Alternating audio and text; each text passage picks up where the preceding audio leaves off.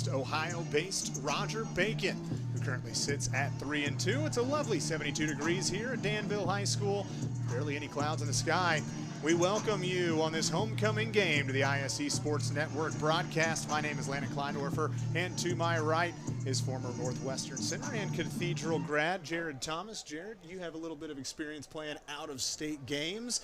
What's it like? Is it a little bit different whenever you're going up against a team that you know is across the border? Sometimes it is a culture shock because you don't know the level of talent in the surrounding conference or even in the surrounding area that the school is traveling over from Ohio sees week in and week out. So it can be a bit of a culture shock. But then I think once you settle into the football game, you understand it's just football at the very end of the day, and then it becomes a true chess match from there.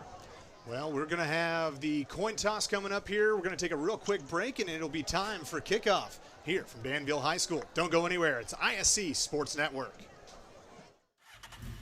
It's time to supercharge your internet with ridiculous speeds up to 1 gig from Endeavor. Get ready for high gear downloads that power buffer-free streaming, gaming, sharing, and surfing. And fire up all your devices at once with reliable speeds amplified by the latest Wi-Fi equipment. Get on the fast track to a powerful online experience. Contact Endeavor and supercharge your internet today.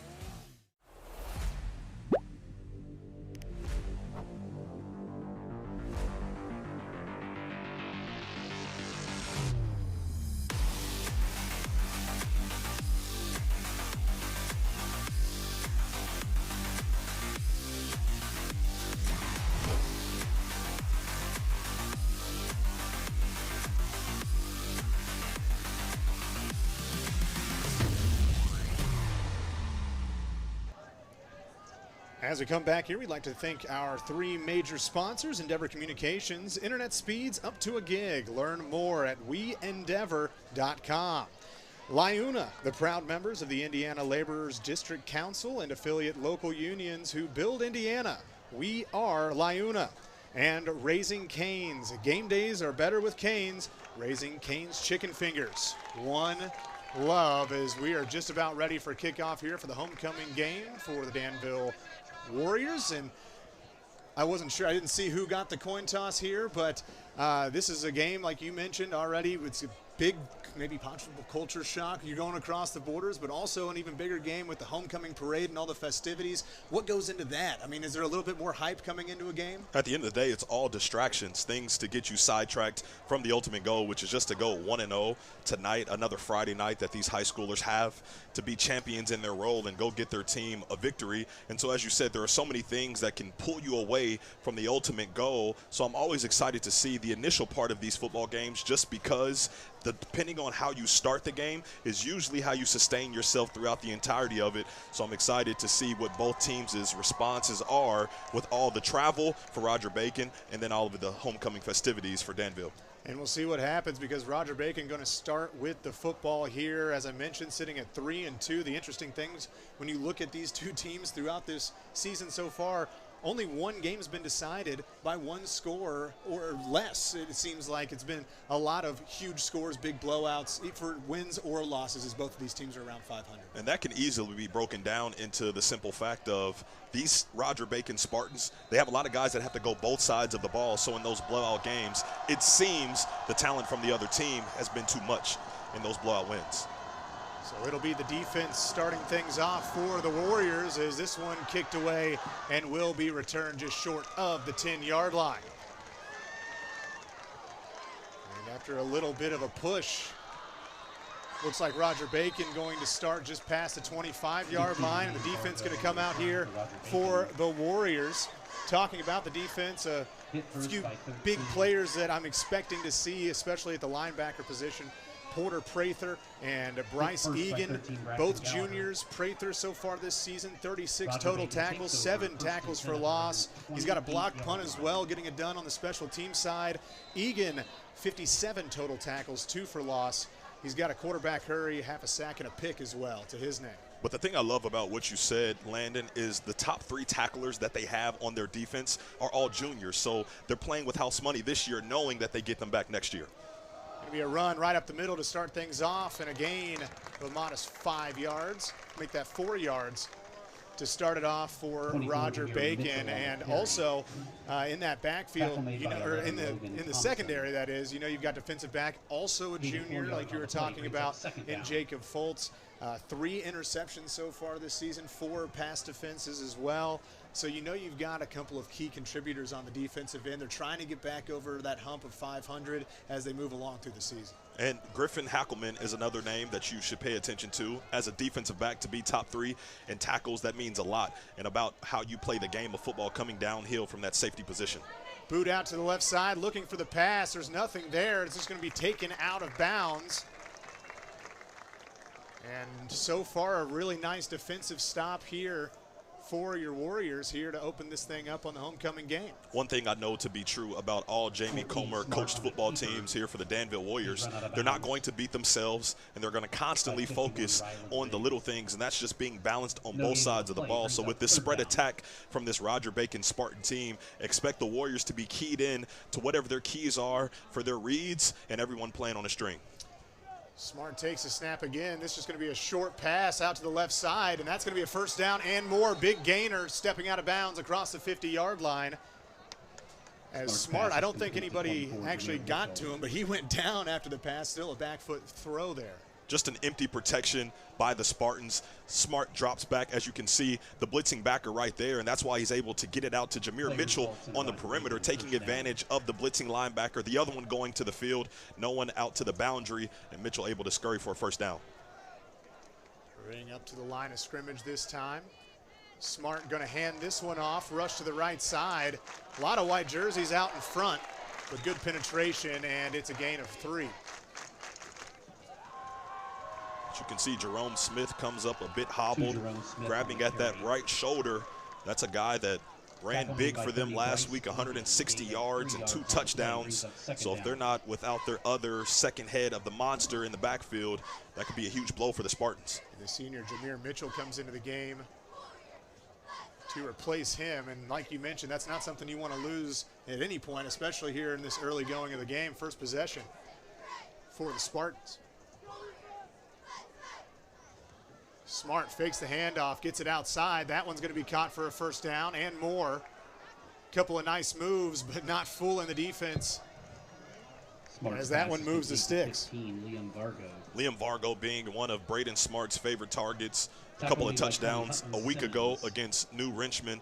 Doing a nice job. Once again, that spread attack, there's so many weapons for Smart to utilize in this offense. So they're going to constantly put you in compromised positions, force you to defend the entire field, and banking on one of their guys to be open. Again, 4 receivers out there, but they're going to hand this one off. And that one is a good gain. It seems like on first down they've shown some success. They got stopped on that first play of the game, but since then first down has been 4 or 5 yards, good chunks. That's the name of the game. If you can come out on your first offensive possession, get that first down, that calms the nerves of everyone involved in the operation, and that's exactly what we're seeing so far from the Spartans offensively. And it also has to feel good knowing Mitchell's come in here, and he's the one who's kind of getting that work done on these last couple of drives.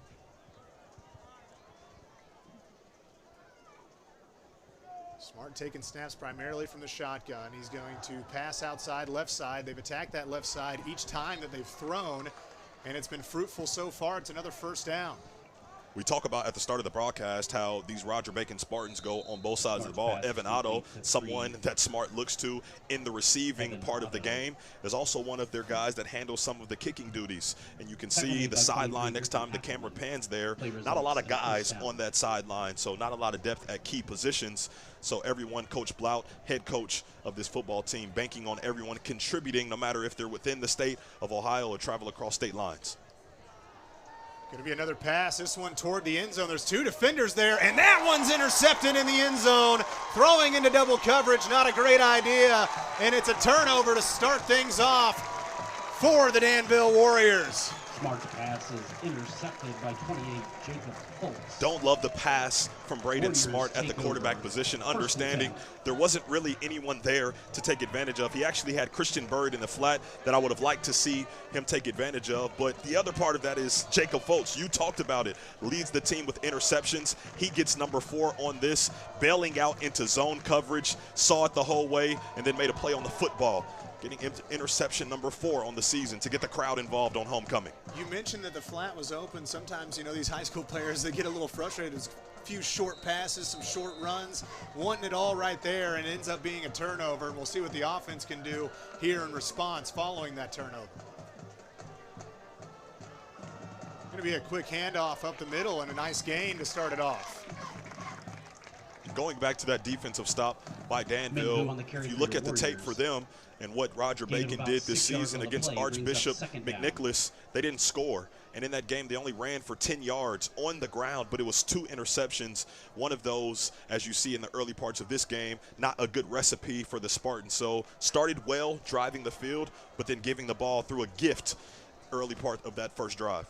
Vu here had the carry on the first possession. That brings us up second down and short. Now it'll be a pass play on the slant. Possession catch, and no, that one hits the ground as it was a sliding attempt at the ball right there by Mason Shipley. So many intriguing storylines with this Danville team, specifically at the quarterback position with Carter Ward being a sophomore a year ago, taking over not even midway through the season, doing an outstanding job, and then taking a heartbreaking loss, but still being at the controls for this Warriors team. So I love to see that he's continuing to battle despite only being 2-3 right now. If they expect to do anything tonight, it's going to have to be on his shoulders. Ward going to throw quickly this time outside, and that one off the fingertips of his intended receiver, Drew Rector. But Ward so far this season, 125 yards per game. The touchdown interception ratio, you got to like that. 8 touchdowns, 1 pick so far this season. He's not somebody who's going to run a whole lot, but he does have 14.2 yards per carry. Whenever he gets close to the red zone, into that red zone it is, he does have 3 rushing touchdowns though. So he can do it with his legs when they get close to pay dirt. And what you want to see from your quarterback, especially when he's young, is just manage the game with your decision-making. And I think he did that a year ago, and he's kept that same type of productivity up this year. That was a hopper back to the punter, and it still gets away, but it takes a Roger Bacon bounce, comes back across the 50, and it's kind of going back and forth, but it goes out of bounds at around the 50-yard line. The operation not the cleanest on that one, but still able to get that punt away. That's one part of high school football that you see in the state right now is the consistency of special teams. It's not just something that gets talked about at the highest levels, but even right here within the state at the high school level, so important because it truly changes the tide and the outcome of certain games. Seems like especially at 4A and lower, if you can just have a player who can consistently hit PATs or consistently get the punt away, that's a huge bonus to your That's team. a Swiss Army knife you have there. Run right up the middle for a big gain just short of the first down. Again, that was Mitchell. It's a power back with explosion is Mitchell. Not going to always run past you, but has enough strength to withstand some of the blows that come with defenders diving into his legs. 525 max squat guy, power cleans 285 pounds. So the Warriors going to have to bring their hard hat trying to get him down consistently tonight. Still no Jerome Smith here for this second drive of the Spartans as they'll hand it off, and it's a tackle in the backfield. Big play that time for Cale Quick, the sophomore defensive lineman. Came straight through the line, and that brings up third down and short. When you have a bigger back like Roger Bacon has, you put that onus defensively on your defensive front. So I love what Cale Quick did there, shed the double team and the block from the offensive line and took matters into his own hands. See if they keep this one on the ground. They've had success. No, it's going to be a play action, short pass, left side, big yardage though. Great dial up there. Terrence Todd picks up the first down and more. Just attacking the flats, and it seems like, again, that left side, those short passes have been really successful so far. But it's all about the deception that the football can provide when keying the football as a defensive player. And all we saw Braden Smart do there was just hide the football just long enough to give Terrence Todd enough time to bypass the defense to get open. Three receivers off to the right side. They're just going to be blockers, and that one's not going to go for much, maybe a yard that time. The Spartans have to feel fortunate, turn the football over, defense gets a 3 and out, get the football back, and right back into the position you were on the drive before. Use some fortuitiveness and be smarter than you were the drive before and try and get points here. The only difference, though, right now, I know that they had that big play for the first down, but the defensive line is certainly getting a little bit more penetration than they did on that first drive as well. This time they hand it off, and a quick move out to the left side. A lot of space out there, and a good tackle right at that first down marker, and I believe that is enough, and it will be a first down. That was Griffin Hackelman from that safety position. When you have a team like the Spartans that spread you out, there's a lot more attention that goes into the defensive backfield because you don't want to get beat over the top. So if the offensive line can do a good job blocking the box, once that runner breaks contain, like we just saw from Mitchell, big yards have to be had out there, and that's why we see Hackelman coming up to make some plays. Ball spotted at the 15-yard line, that first down marker sitting at the 5 as Roger Bacon into the red zone. Again, that one nearly deflected, but it is caught on the left side and out of bounds for a really nice gain. So it seems like whenever Roger Bacon takes those small opportunities, it's just been all success. But you saw right there, Xavier Hess nearly gets his hand on it. Made by 23, Griffin. But as you said, Landon, it's all about taking advantage of what the defense is giving you. It's not always that home run hitter, as we saw Braden Smart try to take advantage of on that first drive. Sometimes it's dinking and dunking and getting yourselves in scoring position. Smart keeps this one, and he's going to the end zone. That's going to be a touchdown. Roger Bacon, first one's on the scoreboard here in the first quarter. Makes it 6-0. They've been handing off that rock, and it's been power football between the tackles. A great dial-up there with the read option. And he was very patient on that play as well, making sure that he was really selling that. That's a great point by you. It's all about what you do with the football. You have to hide it long enough for the defense to react to it. But what has he done all game so far? It's been a lot of play fakes, RPOs, getting the ball out as a passer that time, taking advantage of the defense sleeping, turned himself into a runner. By the way, Smart, not just the quarterback, also the holder here for kicks, as that one's sent away, and it is good. So Roger Bacon leads it 7-0 here over Danville in the first quarter. As we're going to take our first break, it's ISC Sports Network here at Danville High School. It's game day at Raising Cane's. If you want to order like a champ, forget about X's and O's. The only play you're running is chicken. So what combo are you picking? We've got tailgates of hand-battered, cooked-to-order chicken fingers and cane sauce, and jugs of freshly made tea and lemonade. This season is about to be unbeatable. Raising Cane's Chicken Fingers, one love.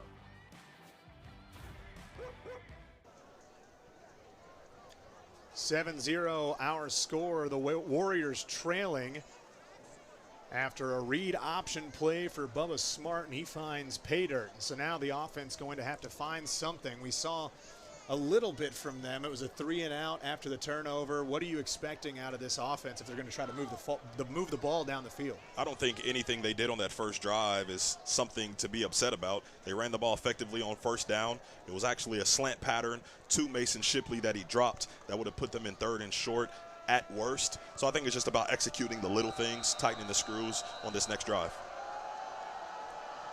See here on the special teams end, as this will be just short of the 10-yard line and returned. And that goes just across the 25, and that's where the Warriors will set up shop. Basically the same field position as their last possession. Talking about the offense, we talked about Carter Ward, 125 yards per game so far this season. He's throwing to some upperclassmen receivers. Liam O'Brien, 87 yards so far this season. We mentioned Drew Rector's name, 29.4 yards per reception with 6 touchdowns so far this season as well. Drew Rector, a guy that really stepped in place for the same position that Jace Scrafton played a year ago. Bigger receiver, Jace being 6'6", Drew Rector not being so fortunate in that department, but it just shows you that when you have a crew that leaves one season due to graduation, you have other guys that can step into the same roles. So that same role that we saw Scrafton play, Fullwider being another receiver, Shipley has stepped in nicely as that second fiddle in the receiver room. So just guys that can pluck and play in this Coach Comer system. Only 1 yard gained there from Vu. 3 touchdowns to his name so far this season, 82 yards per game. He's getting a nice gain per carry, 5.3 yards per carry so far this season. As they'll pitch this outside, there's a lot of space. And really a nice job flying in there on the defensive end. Open field tackle there for Evan Otto, but that's going to bring up 3rd down and very manageable, just a yard to get to the stick. I actually would have loved to see, you can't really tell in the top of your screen, that was Porter Prather lead blocking. He actually missed Evan Otto. That seemed like more of a threat, and he was ultimately the guy that you called his name that made the tackle. More yards probably on that play had he been able to get that block on Otto. So they try to get a jump right there. Now a change at the line here for Ward. Man in motion, pitching it out to the right side, and there is some space, but going to have to make a man miss, and that's going to be a 1st down, the first one of the day for Danville. Going back to what we said for the Spartans, it's just about getting that first down. So many nerves go into these contests, and sometimes as players, you overcomplicate it because you think it's a lot bigger than what it actually is in the moment. So when you have some success, it allows you to calm down, and then you can really get into the flow of the game. And it's also going to be very useful if you can get those receivers out wide. You don't even have to throw the football. You got a player like Rector with a lot of speed. You saw it right there, able to get to the line and get that 1st down. Well, this is a play caller in Jamie Comer who had a lot of success when he was at Western Boone, and that offense that he averaged over 40 points per in 2018 and 19 in those back-to-back years, winning state championships. A lot of those same principles, I think he's evolved it into a little bit more spread as well as you watch them on tape a little bit. So this is a team that can score with the best of them. It's just about making sure they have their best foot forward as a whole in each game. They've certainly got some fun plays on the playbook. That is, I mean, you've got really, we just saw basically a motion going the opposite direction. They're going speed option toward the left side. That one doesn't go for many yards, but certainly one of those plays that can definitely catch a defense off guard. Great job there by Roger Bacon on the defensive end. This one's going to be a pass play this time for Ward. He's going to have to scramble for it, and he jumps over. That's going to be a block in the back. Carter Ward on the keeper for your Warriors. So that's going to be a negative play that time as Paxton Trump, I believe, going to pick up the block in the back.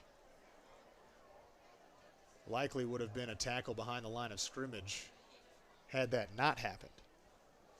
Paxton just doing his best, blocking down the field. Sometimes you get caught in no man's land as an offensive lineman. Just can't be turned the other way. That's exactly right. You get caught with your hands behind your back, and then you throw your hands up and say, I'm innocent.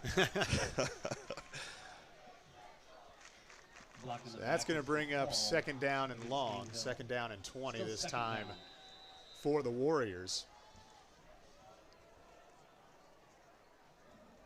We haven't seen it much, but at times we've seen a drop back for pass. It's been a lot of run plays here in the early goings for the offense as Ward going to look toward the right side, and that one shot over the intended receiver's hands. Phil Ward just took way too long to get it to Vu out on the perimeter. He was open just based off of the coverage that he got from Christian Bird being in off coverage out toward the wide side of the field. So just a miss there from Carter Ward, trying to take too much time to think about something that was just a natural given. 7-0 our score here in the late stages of the first quarter. Danville able to pick up their first down of this quarter so far. Now they're going to be back to pass. The pump fake and finding an open receiver up the left side. That's going to be a big gainer and a truck straight through the chest of the defender. And how about a big play to get across the 50-yard line for Danville? You can tell that that was not the intended target on that route, but that's what the progression of a route can do. You see Carter Ward pumps to Drew Rector and then finds his receiver out at the bottom of your screen, and that's Trevor Lynch getting the crowd involved once again. A positive play when you were backed up to start that drive. Maybe that injects some life into the Warriors. The perks of playing as an underclassman than coming in as an upperclassman. You were able to go through those progressions a little bit easier. You saw it right there, the pump fake, turning the eyes and making a nice throw. But he also defies those odds as a sophomore, because you say as a young quarterback, that would have been, hey, I'm not going to look to get the ball to Lynch. I'm actually going to put my head down and take off as a runner. But Carter just being composed in the pocket, surveillances the field, and then finds the open guy. 1st and 10 this time from the 37-yard line. Still only a minute 20 left in the first quarter. Ward going to hand this off right side, and a big gap. That's a big gain toward the end zone. Touchdown, Warriors. Dayton Hood, his 2nd touchdown of the season, to make this one 7-6. It helps when you hit the line of scrimmage and you don't get touched. And Dayton, it seemed like, almost surprised himself that he got into the open that quickly.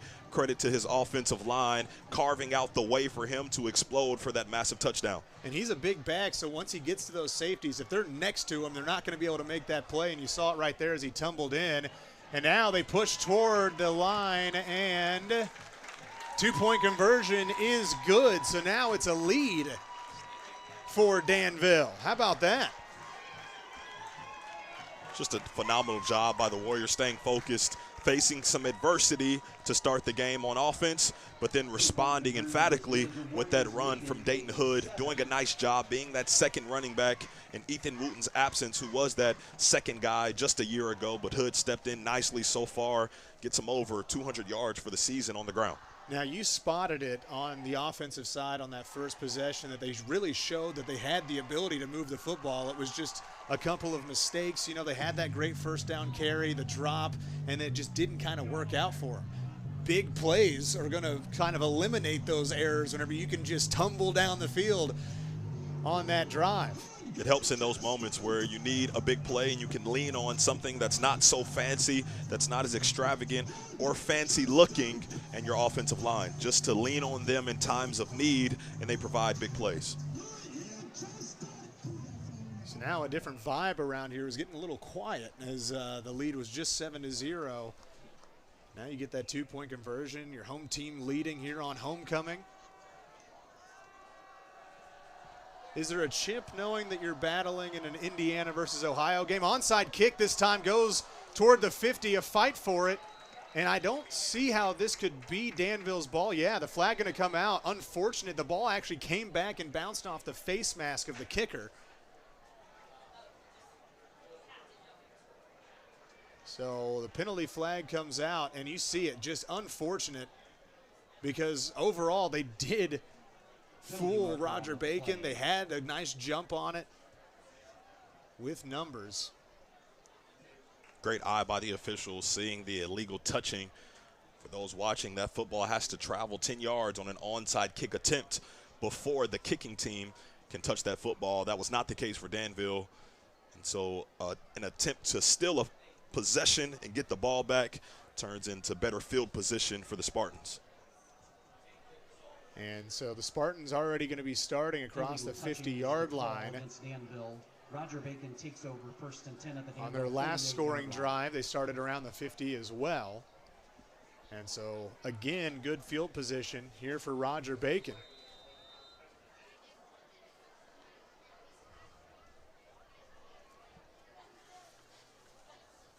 And so this time they're going to go screen out toward the left side with a lot of space.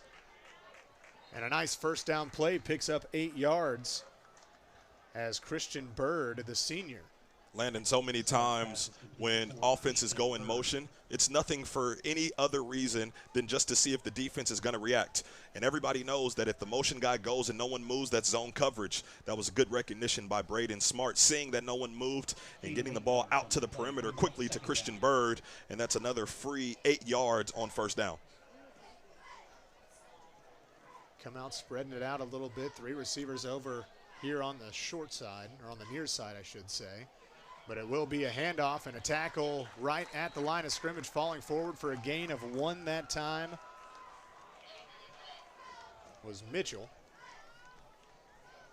Right now, the Spartans not having to work super hard on offense because every time they've gotten the ball, they've drove on the plus side of the 50 quickly and effortlessly. And so far, Danville having to work a little bit harder. So hopefully you would like to see that, if you're a Warriors fan, that trend flip a little bit as this game goes on into the latter parts of it. And now quickly going under center, it's going to be a quarterback keeper, and that is going to bleed forward across the stick, and that's going to be a first down. More and more offenses giving the illusion that they're going to go in the gun on short yardage situations, and then just the wherewithal by the quarterback to quickly get under center and catch the defense sleeping just before they can adjust. That's what Smart did and got the first down.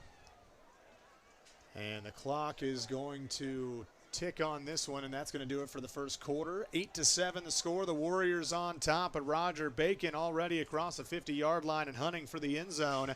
We'll see what happens when we come back with second quarter action. Don't go anywhere. It's ISC Sports Network football here at Danville High School.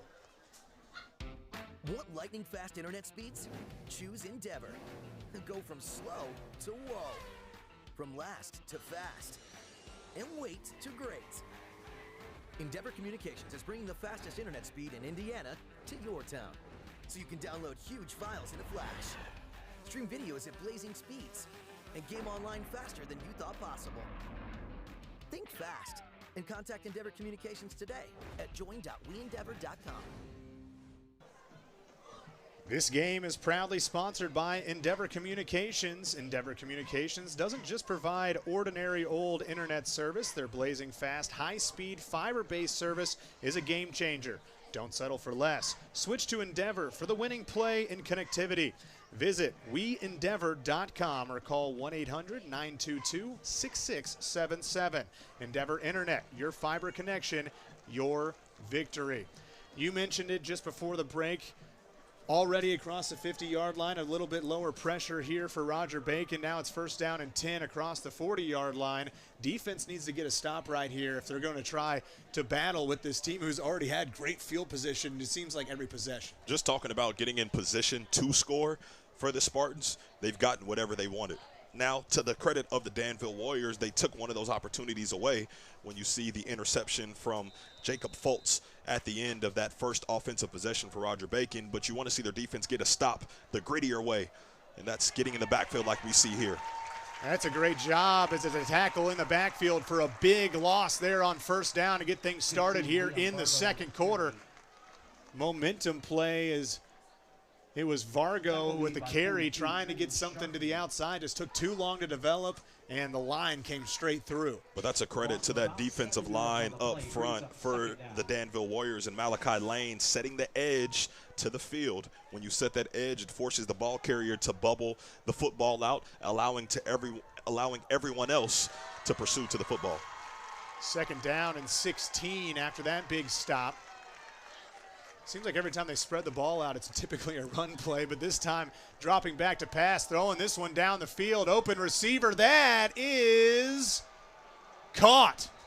What a play, what a grab. Thought for a moment able to get the hand in there, but that's going to be caught for a huge first down and across the 10-yard line for Roger Bacon. One of the best things that Braden Smart does at the quarterback position is his anticipation. That was Davion Gibson, who wasn't even turned around tracking the football before the ball already left Smart's hand. That's outstanding chemistry, but that's outstanding anticipation from number 14 in white. And Hackelman brought that hand down trying to break that one up, but it was already secured. Now they'll just run it right up the middle, and that's going to go for a gain of 1. And have to give Braden Smart his flowers. You see why he is the all-time leading passer in program history. Did that just a few games ago. The previous record was just over 3,700 yards, and he was able to take the lead as a senior at the controls at the quarterback position for the Spartans. But just doing a nice job. Stands in the pocket, doesn't always have to be a runner, although he can, but shows that he can get the ball to his receivers without them even seeing the ball initially. Second and goal from the 7 this time. Smart, quick pass outside. That one toward the end zone. Touchdown. Lead goes back to Roger Bacon as those quick passes have continued to be fruitful for this Roger Bacon offense. A phrase you hear so often in special teams is, what was the op time from the snapper to the holder and the kick getting off the ground? Just watch on the replay the op time from the quarterback, Braden Smart, getting the football, getting it to his receiver. That time is so quick, doesn't even give the defense a chance to react. By the time they do, Bird's already reaching over the goal line for another score. Another PAT attempt upcoming as it's 8-13. Electing to go back to the PAT. Good operation. The kick is up and it's wide right, no good. So the score stays 8-13 as we'll be right back in just a moment. Danville will try to take the lead when we come back.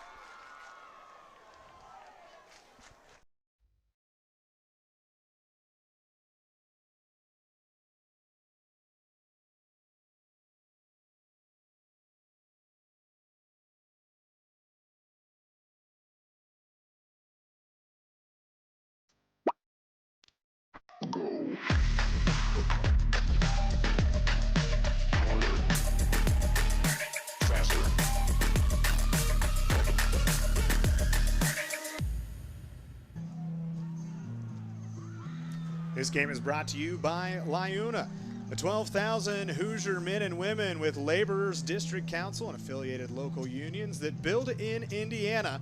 We are LIUNA. So a touchdown, but the PAT no good. Danville has already shown that they're likely to go for two. They tried to get the onside kick as well. This is an aggressive Danville team. Maybe we'll see that throughout the game, but that PAT probably going to be a big deal as we go throughout this game. Especially when you consider they've already gone for two, something that has almost been coined their MO these last couple of seasons. And a nice return to start it off as Danville trying to respond. Well, that's a great response to get things going on special teams. Trevor Lynch doing a nice job showing that he is versatile in his approach. Got the big pass reception on the offensive side in the first quarter, and then there on special teams with the kick return.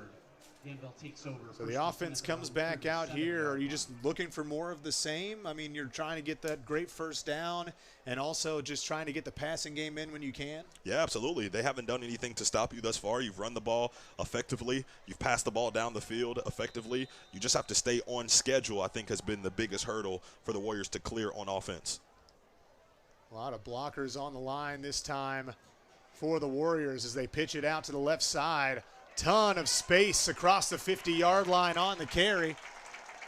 And a first down. 29, Trevor Lynch on the carry. You saw him go over on the motion, but that was Jackson Whitson on the edge. As you talked about extra blockers on the line of scrimmage for that offensive line. Does a nice job sealing the edge just long enough to allow the ball carrier to get outside. Staying on schedule once again. First down play, first down for the Warriors. Both of these teams have shown that they're trying to get to the outside quickly, but they're doing it in completely different ways. A lot of pitches, a lot of, running to the outside. On the other side, it's a lot of flat routes, a lot of quick goes to the outside in the passing game. As this time, it's going to be a dialed-up run for the quarterback as he's across for a first down and more and trips up at the 30-yard line where he goes down, but another huge gainer for Danville. And Porter Prather was doing some serious work down the field, perimeter blocking. If Carter Ward could have stayed on his feet just long enough, this might have been a house call. As you see, Porter Prather right there at the end shoves the defender, but then his quarterback falls down to the ground prematurely. Turf monster will get you. I also feel like I should issue a formal apology. Mentioned that he's not one to really run the ball a ton, but middle of the field takes off right there for a big game. I think this is something that we've seen in their offense just the last few weeks. They really started the season passing the ball really well. This last part of the few weeks, they've run the ball better, and I think that's equated to more wins for them in this middle part before we transition to the back half of this high school football season. That time, the double reverse. Rector trying to use his legs, able to get nearly to the line of scrimmage that time, but it seemed like it was pretty well sniffed out by Roger Bacon. But that's when you call a trick play. Right after an explosive, Carter Ward goes for a massive gain. Then you come back with another trick play. You want to stack those plays back to back just to see if you can go get some more. Hopefully they don't go for a negative just so you can get back on schedule. Second down and 11, and the operation not clean Actually pointed toward the defense. So that's going to be offsides against Roger Bacon. a 5-yard penalty on the defense. Saw a couple of bodies moving on the offensive side, but there was a reason for that.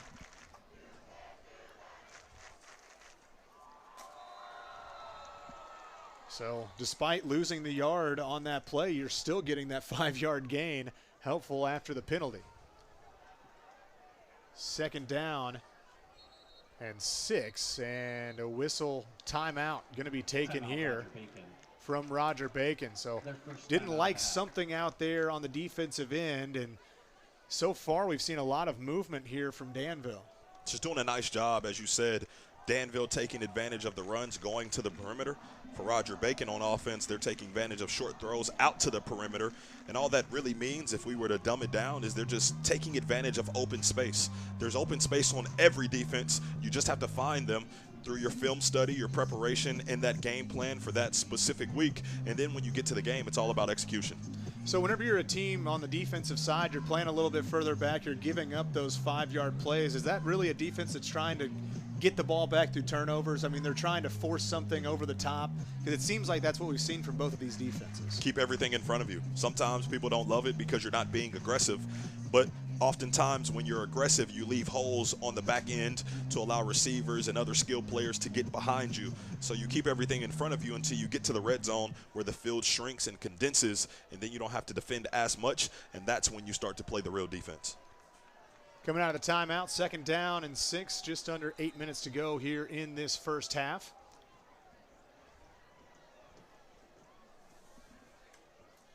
This time going to be handed off up the middle, and that's good enough for another 1st down.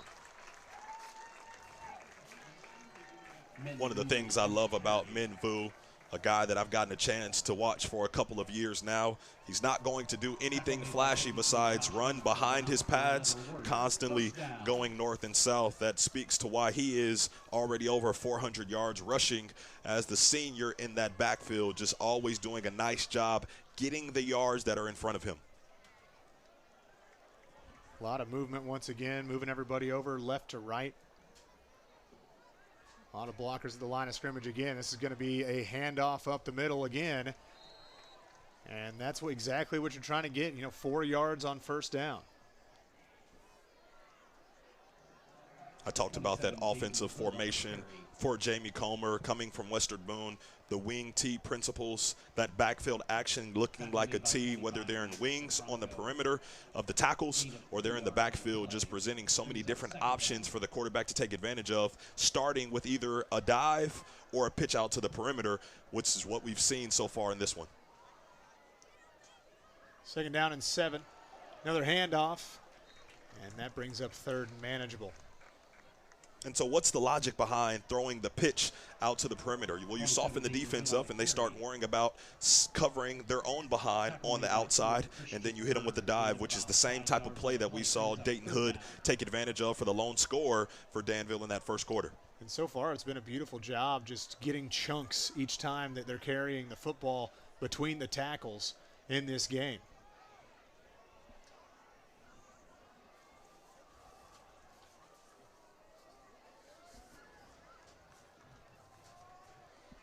Like seeing Vu in that 3-point stance as well, but gets the handoff that time, and the defense came straight through the middle. Maybe going back to the well one too many times on the offensive end. That's linebacker Max Hoffman in the opener, had 9 tackles and 2.5 for loss, and you see why. He shoots the gap, and no matter how hard Min Vu runs, when you meet Max Hoffman in the backfield, he's gotten the advantage in a lot of those matchups. So that's going to bring in back his longest field goal of the season, 25 yards. That was actually his only one of the season. This one wide left, no good.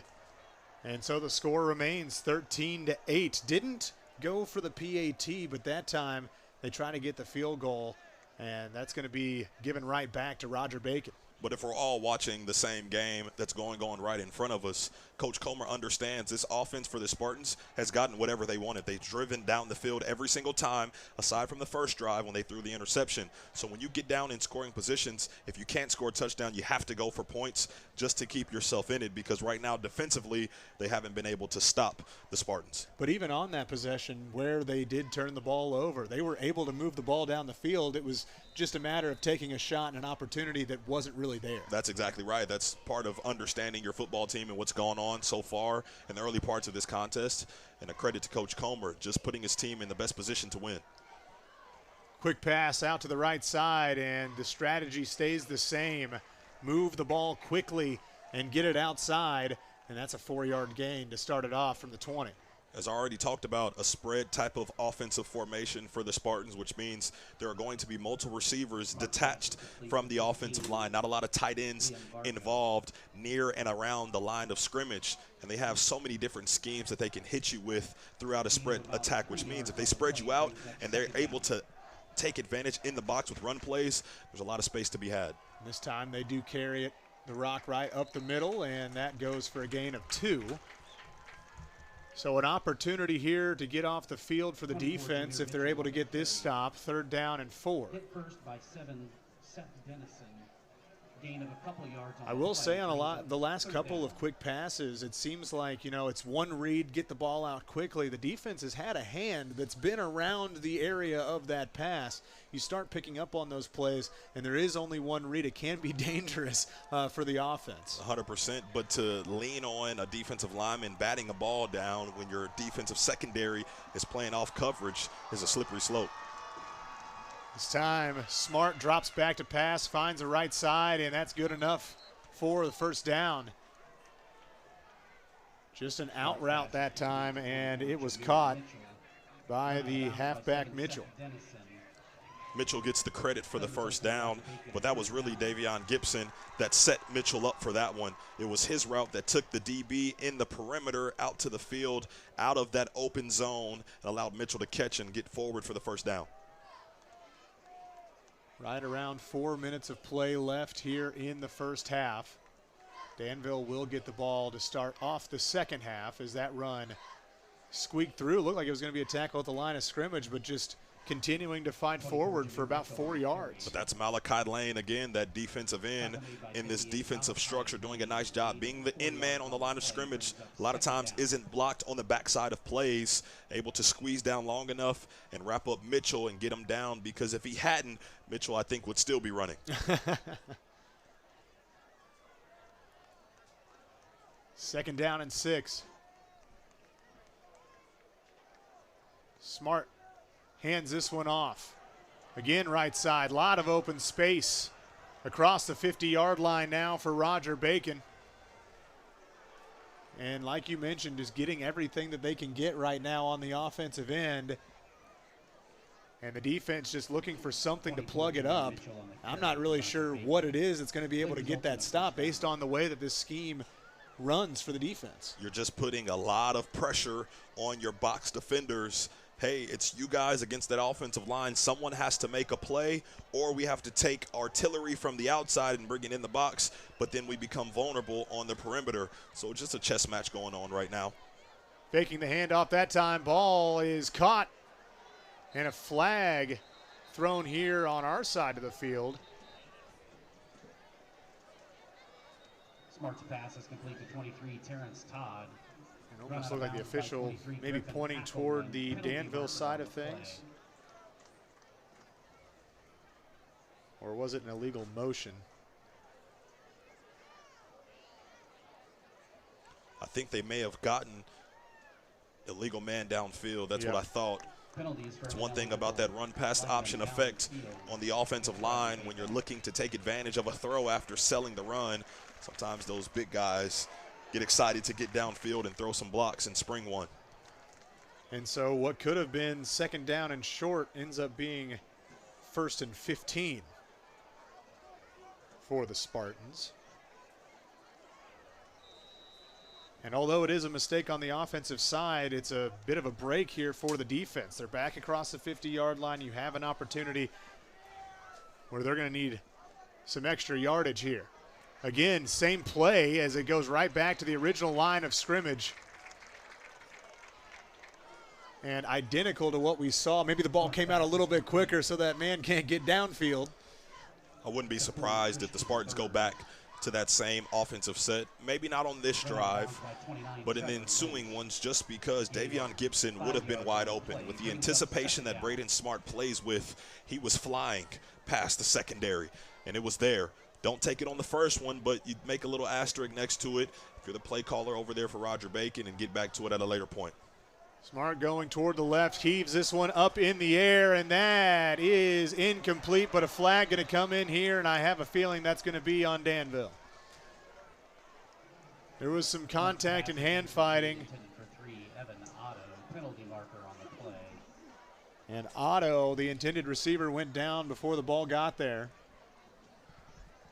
Just talking about this just the other day with some of my old college teammates who were defensive backs, and sometimes the hardest thing as a defensive back when you're Hutton Simmons is to not be physical with the receiver as you're running downfield. That's really hard to do, but sometimes you make it more difficult when the ball is uncatchable and you become physical, because now you make it an easy call for the officials. So Simmons truly just put in a compromised position there, and unfortunately gets another big gain through a penalty for a first down for Roger Bacon. And it does change over time whenever you go through different levels, though. You know, hand fighting a little bit more available whenever you get to those higher levels, because both of them really seemed like they both had a hand going toward each other. But at this level, a lot of times, any amount of contact going to be a flag. But no matter the level, to your point, Landon, the common denominator throughout all levels is if you knock a receiver down to the ground near the football, more times than not, they're going to call that. Went for the middle screen right there, and it was deflected by a Danville player. It's Bryce Egan. Yep. Leads this team in tackles a couple of games, one being Gibson Southern, 19 tackles against Cascade, had 14, has an interception on the season. That would have made it his second. You saw Roger Bacon trying to take advantage of a middle screen, but Egan sniffed that one out and almost came up with a big turnover.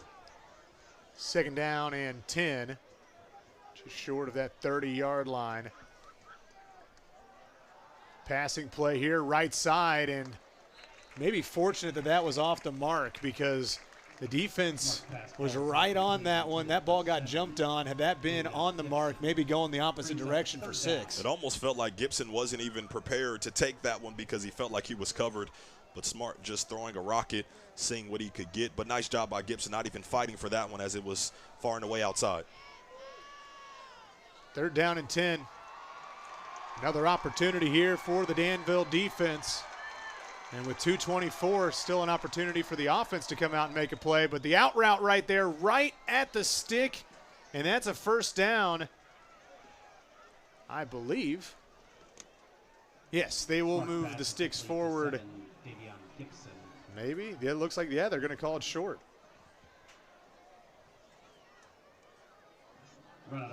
The back man on the chain gang tricked me and then started moving forward. I was ready to move forward too. From our perspective, I thought Gibson was good with his feet and the line to gain on his catch.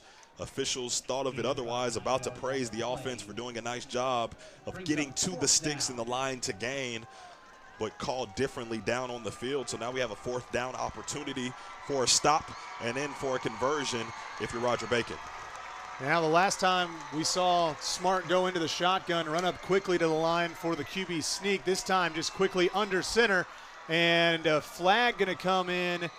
Somebody was probably in the neutral zone. It's just going to be a question of whether or not it was the offense or the defense. If this is against Roger Bacon, going to be massive, obviously, with it being 4th down. Otherwise, it's going to be a first down. Usually when a flag pops out that quickly at the start of a play, guys were not set on the offensive side. Have to give everyone a chance once you're moving for at least a second before you can snap that football. That's exactly what it is. So what would have been a first down just short of the red zone ends up being 4th down and 5. Still 4th down. But truthfully, I don't think, as you see, people were still getting in their stances, particularly left guard 77. Hunter Pauley hadn't even got his hand down on the ground before that ball was truly snapped. They'll get you every time. But truthfully, whether they went backwards or not, I think this is still territory for Coach Blount and his team to go for it on 4th down. Smart brings a man in motion right to left, takes a snap, drops back to pass. Tried to point a man forward. Now he's going to try to do it with his legs, and he's right at the sticks. See what the call is on the field. Looking back, it's right there at the 22-yard line. And it's going to be Danville football. Huge stand on the defensive side, and it's a turnover on downs. You just feel that this is exactly what Danville needed. Defensive line does a nice job pushing Smart out of the pocket. And then the only thing you can't see right there, and it's a bang-bang call. When did Smart's knee go down in relationship to the football? And the line to gain, officials called it short. Danville takes over on offensive possession. So now with 2:08 to play, Danville has an opportunity to try to take the lead here in this ball game, or at least get points on the board. Like we mentioned, they do get the ball to start off that second half as well. That'll be huge. Passing play here, can't find anybody. Smart move here, just changing direction of the field. It's going to be just short of that first down marker. A great carry that time for Ward. Not putting the ball into harm's way, very important, especially being this close to your own end zone. Knowing the time and the opportunity, that was not the time to try to force something. But that's part of Carter Ward's game. He's not going to put the ball in harm's way. Only one interception on the season thus far, doing a nice job turning himself into a runner. Counter run left side, first down. So the clock will stop for the chains to get reset. Tackle made by 27, Max Hoffman. Now moving quickly to the line this time for Danville. The first time we've really seen high tempo here in this 2-minute drill. Now booting out to the right side, and again, just going to take it himself, trying to get out of bounds, and does after picking up the first down. Great blocks upfield as well. Truly nowhere to go with the football for Carter Ward, and once again, just reading what the defense is presenting you. Once again, drops back, moves the pocket a little bit, maybe saw Lynch out to the flat, didn't love it, looked down the field, and then said, you know what, let me be another smart football player and put my head down and get another first down. Stopping the clock because of the first down, but in addition to that, also because you got out of bounds, saving those 3 timeouts that you still have at your disposal. 1st and 10, approaching the 50-yard line with just over a minute to go here in this first half. Ward takes a snap, drops back, but that'll be stopped. False start. Going to be called on the offense. At this point, it has to be a point of emphasis for both sides. The officials are clearly going to call illegal motion. If you're moving too prematurely, wait for a second for everyone to get set, because we're losing yards and shooting ourselves in the foot by not allowing guys to simply stand packed in their stance before we get this operation going. Both times it's been in opportunities where you're trying to move quickly. Extra second goes a long way. It's going to be a handoff this time, right up the middle. And a nice gainer that time across the 50-yard line, but the clock should continue to tick unless, yes, timeout going to be taken by Danville. Situational football, just over a minute to go. Coach Comer understanding, call a draw, see what you can get. Still plan to call timeout, because if you're nearing around the 50-yard line with over a minute to go to drive the length of the field, you have to feel good. And, you know, on that draw play, obviously they're going to be playing a little bit softer because of the time and situation, but Vu's got some speed. So remember, he finds a hole in the middle of the field, he's going to pick up some good yardage, and that's exactly what they do right there. And the comma on that statement is, if he has open space to get downhill, that definitely plays to his advantage, because that's what he does best in his personality type as a running back. So the moment right here for Danville, trailing this game by 5, had the missed field goal on their last possession, but still an opportunity here to go into the locker room with a lead. You can find them on the south side of the concession here on this water fountains. Week 6 homecoming matchup. Temporary tattoos and other things to help raise funds for that infant simulator. So we'll get things going again, 2nd down and 4 with 1:08. Ward. Pressure coming this time, but he averts all of it. First down and a lot more, getting to the 30-yard line and sliding down. Wise play that time. On the keeper, and that'll be good for a Warrior. First down. Carter Ward with the legs. Once again, gets to the top of his drop, doesn't like the pressure or what he sees downfield, takes off as a runner again. And also understanding, once you get a first down in high school football, the clock does stop for a second. Gets everyone up and set again, doesn't lose too much time to get into that next offensive play, albeit an incompletion, but still just the junior quarterback always thinking as time goes on, especially in this 2-minute drill that they're in. So after the incompletion, 2nd down and 10 at around the 32. Ward, they do the counter run again. That one doesn't get much. Looks like maybe a gain of a yard.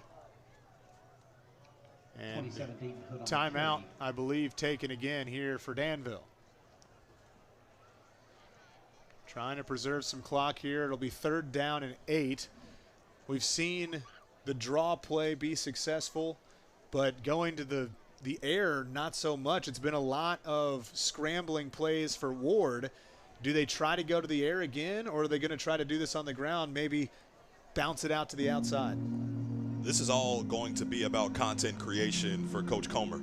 You're at 3rd and 9 right now. You understand the last field goal you went for was shorter than where you are currently, and you missed it. So what is the level of aggression that he's going to attack with a 3rd down? Is it a shorter run play, pass route concept that's going to get half of this yardage back on this 3rd down and maybe flirt with going for it? Or do you go for it all and take a shot to the end zone knowing that you're in 2-down territory, meaning you're going to go for it on 3rd and 4th down no matter what? So we'll see what happens here, 3rd and 8. It's Ward and Vu in the backfield. And it will be a pass play, middle of the field. That time it's caught right toward the end zone. Touchdown, Warriors.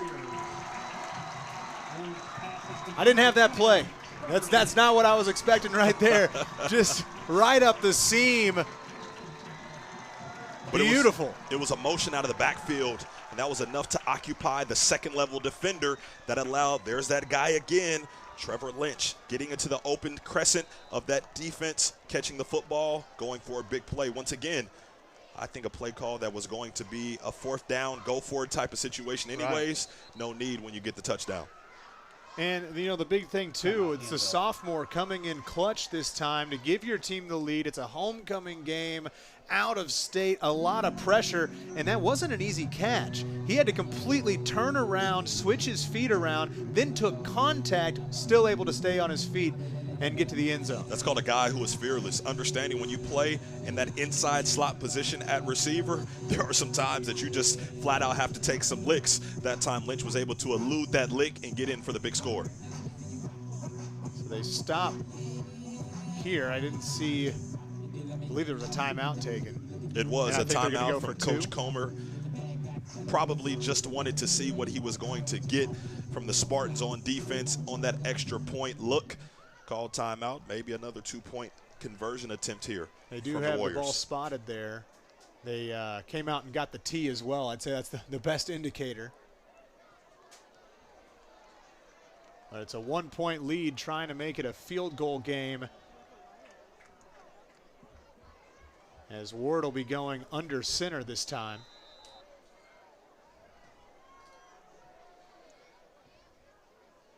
Man in motion, Ward, pitch play, right side, lot of space, into the end zone. The 2-point conversion is good. It's a 3-point ball game. The Warriors leading the Spartans here on homecoming. It's not just good enough for Porter Prather to be on defense and making tackles. He has to be a lead blocker. Once again, him leading the way for another huge play, 2-point conversion, good advantage, Warriors. He likes special teams. I mentioned he's got the blocked punt on the opposite side, so it really doesn't matter where you put him. He's going to make some plays. The junior has come ready to play today, fired up, homecoming environment. How could you not be ready to fight for victory tonight? Knowing that you came a long way in the perspective of Roger Bacon, 43 seconds, 2 timeouts. Are you going to try to see if you can get something short and move from there? We've already seen them get a positive gain in kick return status. I believe that was Evan Otto, if I'm not mistaken, that got a big kick return in that first half, earlier in that first quarter. So you always hedge your bets based off of what you do that first initial play. Special teams, or offense, and that's usually the determining factor of what you do for the rest of that drive into the halftime or whatever quarter or break in play. 3-point ball game, an exciting one here in week 6. And a lot on the line. You know, you got two teams that are hovering around that 500 margin, and Danville trying to get back over 500. Roger Bacon trying to put a buffer between that number as well. The fans have certainly gotten into it as well here on homecoming. This one just going to be squibbed and off the hands toward the 20-yard line. So helpful for that kickoff team to just go for that turf bounce. Smart play to try and field it. You would like to see, if you're a Roger Bacon fan, for your guys to come up with the ball on the first attempt of fielding that kickoff. But it's a smart play because the longer you allow that ball to bounce, the longer that kickoff team has time to get down and potentially jump on it. And you just never know, you know, coming off that rubber, what's going to happen. I know when I was playing it on a grass field. If we played on turf, it was a big deal. But nowadays, everybody plays on turf, it seems like. And so it really affects the way that that ball's going to play. It's similar to golf. When you're bad, you're used to playing out of the rough. Exactly. When you get better, you start playing out of the fairway. So life changes when that happens. Going to be a quick pass to the right side this time for Roger Bacon, and that's not going to go anywhere. 2nd down and 10. Have already called his name a lot this game, but this season he's leading the team in TFLs. Before that one, he had 7. That's number 8 for Porter Prather, the junior, all over the football field tonight for the Warriors. And a timeout going to be taken by Roger Bacon, which tells me that they at least have a little bit more in the tank here with 27 seconds to go here in this first half. It's all about seeing if you can devise a plan to maybe take a shot down the field, but also still remain conservative because you already took that first half kickoff return. So when you kick off in that second half, don't want to spot them any more points. You don't have to in the latter parts of the second quarter. And, you know, even if you do run the ball the next 2 times, you know that there's still the chance of breaking one off and getting into the end zone, a big momentum play. You have no idea what's going to happen. So it's worth it to try to save that time, salvage that time. And as you can see on your screen, Danville, no timeouts left. So if you did choose to run the ball, if you're Coach Blout, then you have that opportunity to do so comfortably because no clock stoppage can be done by Danville. So 2nd down and 10 from the 28. Again, back to pass and trying to find the left side of the field. That one incomplete. Much better job that time. No contact coming up the left side, just trying to play the football. And brings up 3rd down. You mentioned not having any timeouts. Well, the incomplete pass still stops the clock. 100%, but you come back and run the football here and allow this to play out into the halftime. But that's well done execution-wise on both sides. You take your shot play if you're Roger Bacon, and then on defense for Danville, you play the football because as a defender, you have a right to the football just as much as the offensive guy. So a good back and forth between those receivers and DBs on that one.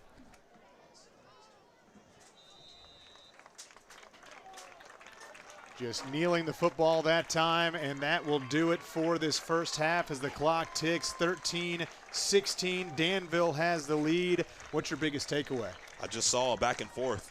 One team threw a punch, the other team answered. That's anything you want to see out of a football game. It's just a back and forth of responses when adversity hits. Well, as we wrap up the first half, we're going to go ahead and take a commercial break. We'll have some highlights coming around the bend as well. You don't want to go anywhere. We've got a great second half ahead of us here on ISC Sports Network.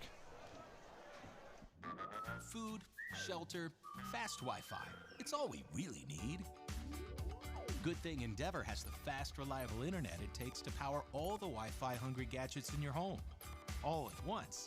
With speeds up to 10 gig, get smooth HD streaming video, gaming, music, and surfing, all with no waiting, no buffering, no kidding. Call or click WeEndeavor.com and upgrade to Indiana's fastest internet today. Back here, Danville High School, where we are setting up for some homecoming festivities. One of the best games of the season anytime you're playing at that high school level. But really, you know, it seemed like there was an opportunity there for this Roger Bacon team to take a couple score lead, and it seemed like the defense kind of stood strong, especially you look at that 4th down stop just before the score to take the lead before halftime, as well as that interception. A couple of opportunities that have been missed from Roger Bacon. It's just the little things within the game. You talk about a 4th and 1 that goes to a 4th and 6, one that they actually don't convert. It was a turnover and downs. Credit to the Danville defense, and it was simply because senior quarterback didn't allow his offensive line to get set long enough before he snapped the football. So I would assume the message going into the locker room is, hey, when we don't beat ourselves, we put ourselves in good positions, because before that happened, they really had control of the game, as you already mentioned, and were driving to potentially create some separation from the Warriors. And on the Warriors side, they play a much more methodical offense. They're going to be trying to get it between the tackles a little bit more often.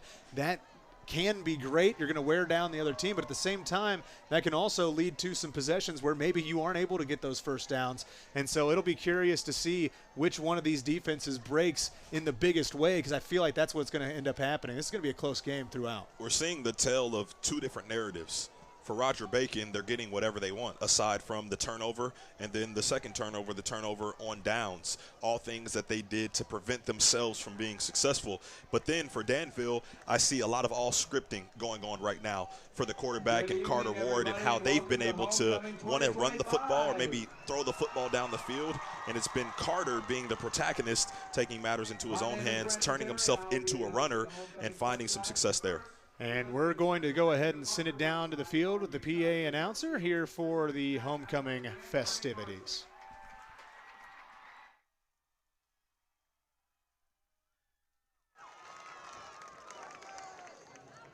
And a special thank you to all of our participants, drivers, student council members for making this another great parade.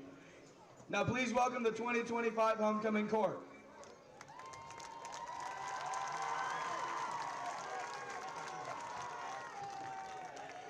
Representing the freshman class are Gia Wilson, Brooklyn Harlan, Olive Tinnery, Abigail Sickles, Dominic Giotto, Take McDougal, Kavika Ane, and Colton Pete.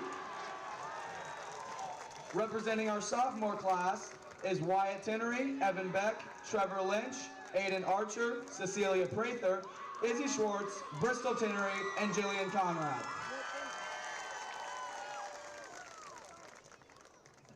Representing our junior class is Maya Wynn, Violet Dorsey, Violet Rogers, Winsley Dorsey, Avery Watson, Titus Brewer, Griffin Hackelman, Porter Prather, and Gilbert Barwa Adun.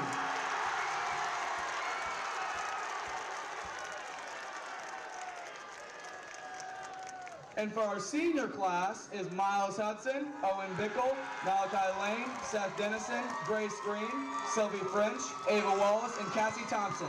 Give it up for them, everybody.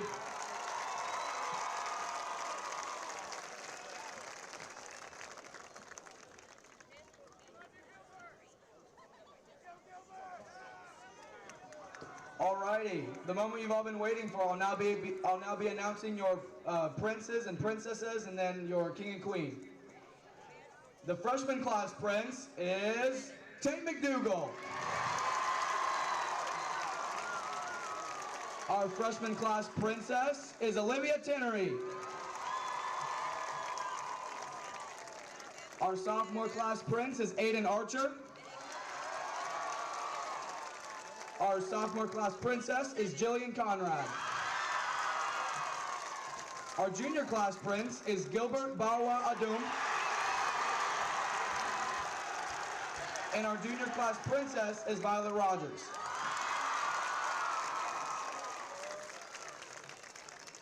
Your 2025 homecoming king is Malachi Lane.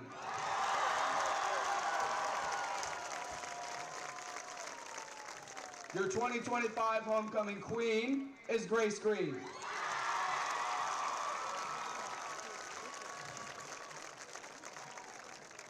Let's all give it up one more time for our 2025 homecoming court.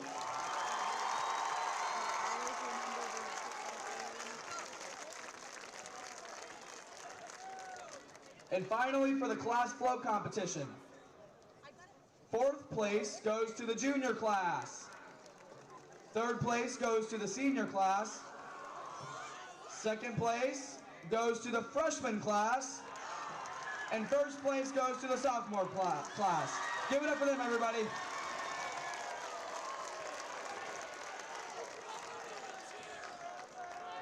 Thank you to everybody on behalf of our student council for a great homecoming week.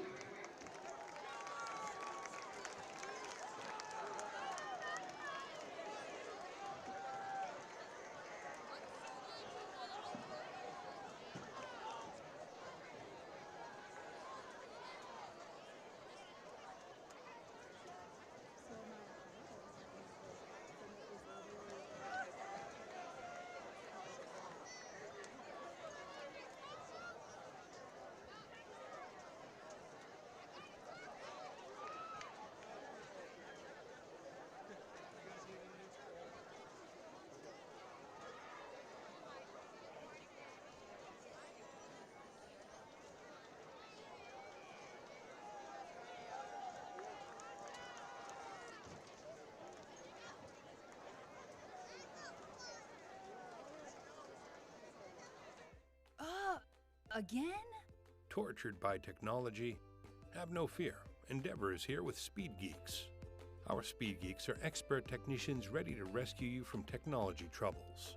Our experts are here to get and keep your Wi-Fi running properly. We'll even make sure all of your devices stay connected.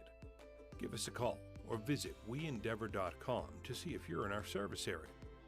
Endeavor Communications. Technology for real people. Countdown 3, 2, 1.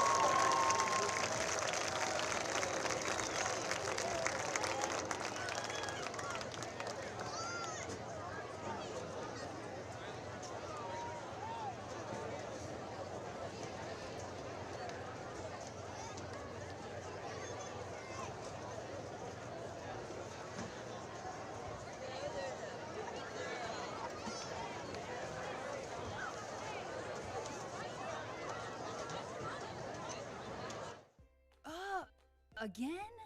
Tortured by technology? Have no fear. Endeavor is here with Speed Geeks. Our Speed Geeks are expert technicians ready to rescue you from technology troubles. Our experts are here to get and keep your Wi-Fi running properly. We'll even make sure all of your devices stay connected. Give us a call or visit weendeavor.com to see if you're in our service area. Endeavor Communications. Technology for real people. Countdown. 3, 2, 1.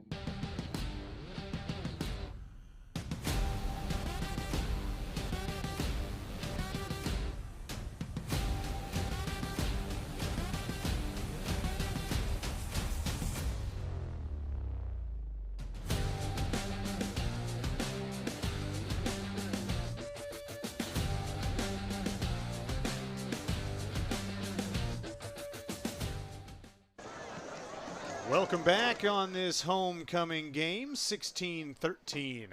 Danville leading it over Roger Bacon.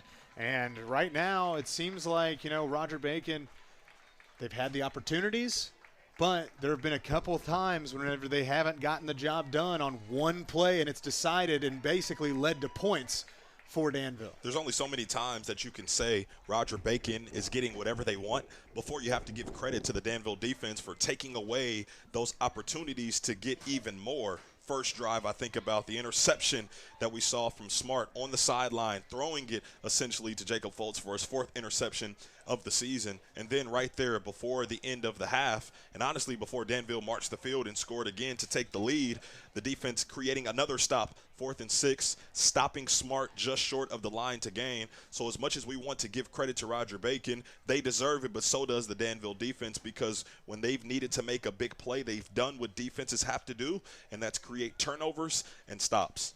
And one thing, we talked about off air a little bit was just we felt as though this Roger Bacon team could be up by more points if they hadn't have made those mistakes. There's a penalty flag that moves them back on what would have been 4th down and inches, and then obviously the interception into double coverage. But if you're wanting to stand in here and you're wanting to be that aggressive defense, or I guess aggressive is the wrong word with the way that this defense plays for Danville, but what does Danville need to continue to do as they move into this second half? That's just been a bend but don't break type of defense so far. Defense, you're going to give up points. No one is asking you to pitch shutouts each time that you step on the field, but I think they have to continue to generate big stops and momentum plays whenever they can. When the ball is out, they have to go punch it out, create a turnover. When they have an opportunity to make a play on the football, when they have a chance to get a tackle for loss, they have to execute on that to give their offense chance to continue to build momentum, because as we saw from their offense, as the game went on, they just got better and better and better. And I think that's ultimately everybody playing off of one another, playing true complementary football. Now let's go to the offensive side for the Warriors, and we see them get explosive plays. They start it with the run between the tackles, maybe a pitch play here and there trying to stretch the outside, but then they have an explosive play, and that's really what they've capitalized on, is a couple sporadic plays. Is that what they're going to continue to rely on here in the second half? Everyone think about a synonym for improv. That's what we saw from Carter Ward. It's because you have a set agenda that you're trying to get to with every play that you call, but sometimes you tip your cap to the defense because they're in a position that doesn't allow you to get to that first priority. And then if you have a quarterback like Carter Ward that understands that, even as a youngster, still a junior, to then put his head down and become a playmaker, that's where you have some success. And then you look at the scoreboard and say, that's why we have the lead. So it's been the improv, it's been the off-schedule plays, to your point, that's allowed them to get over that hump of allowing Roger Bacon to play good defense and stop them, and then make Roger Bacon stop them based off of the second and third reads and decisions by Carter Ward. Let's take a look at those highlights from the first half, and it started off with a nice drive for Roger Bacon. They were able to move the ball across the 50-yard line. It was those quick passes, concise passes, really only that one read, but they were moving the ball down the field. They were picking up first downs. Up until this point, the first deep ball is an interception. It was a pass that I truly feel like Braden Smart wants back, something that wasn't there, tried to force the issue, but his defense got to stop, got him the football back, and he made good on his mistake on that first drive. Then you see some more passing game. the decision-making has been so good so far for Ward. You saw it right there. He made the second look. He looks left. He makes a nice throw, and then they continue to move the ball down the field with a huge run right there. Once again, playing off of one another. Sometimes everyone talks about the run opening up the pass, but on that drive, it was the pass opening up the run.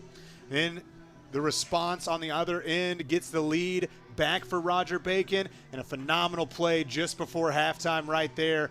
Gets the lead. The Warriors come in. They've got the three-point lead. They've gone for two both times. That might play a huge factor as we go throughout this game. Obviously, the kicking game oftentimes a little shaky for both teams, so that three-point lead could be huge. That might be touchdown territory for Roger Bacon. And when Carter Ward goes back to that touchdown pass at the end of the half, that three-point lead, if he's as smart as we think he is, he would say that he intentionally threw that ball so that Trevor Lynch had to turn away from the safety and break free for the touchdown. That's just high-level quarterback play from Carter Ward. Exactly. It was absolutely calculated. But at the same time, we talked about it in the moment, but a great grab from a sophomore who's having to turn his body completely around, basically does a 360, takes some contact, and then takes it to the house. He's receiving the football from someone that had a coming-out party at about the same halfway point last season. Yeah. Carter Ward had to step in at the controls for the quarterback position, and that was simply after Connor Soper went out with an injury. He stepped in against Hamilton Heights, actually went 10 of 17 in that game, 147 passing yards, 3 touchdown passes, and only a lone interception.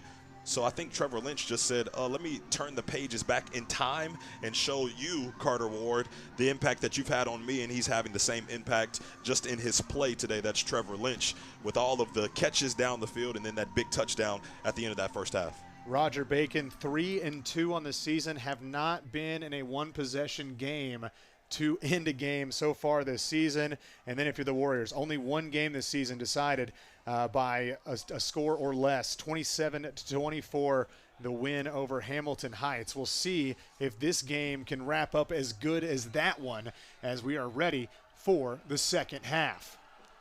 And they are going to bounce this one as it's going to be caught and then just dropping down. Maybe a wise play there by Taylor just to get the ball down and not try to make anything extra happen. Don't do anything other than what you're asked to do. If the football comes to you, make a play. But in that position of the field, opening kickoff, just get down as quickly as you can. Well, in that second level, a lot of times, especially at the high school level, it's running backs and receivers. And so a lot of times they'll still try to, turn the ball upfield and try to make a play. That's when you see turnovers on that kickoff return team. So maybe a wise play that time. Going to start off with a lot of bodies down there in that wing tee. Man in motion, just a handoff up the middle. Explosive play across the 50-yard line to start it off for Danville. How about that?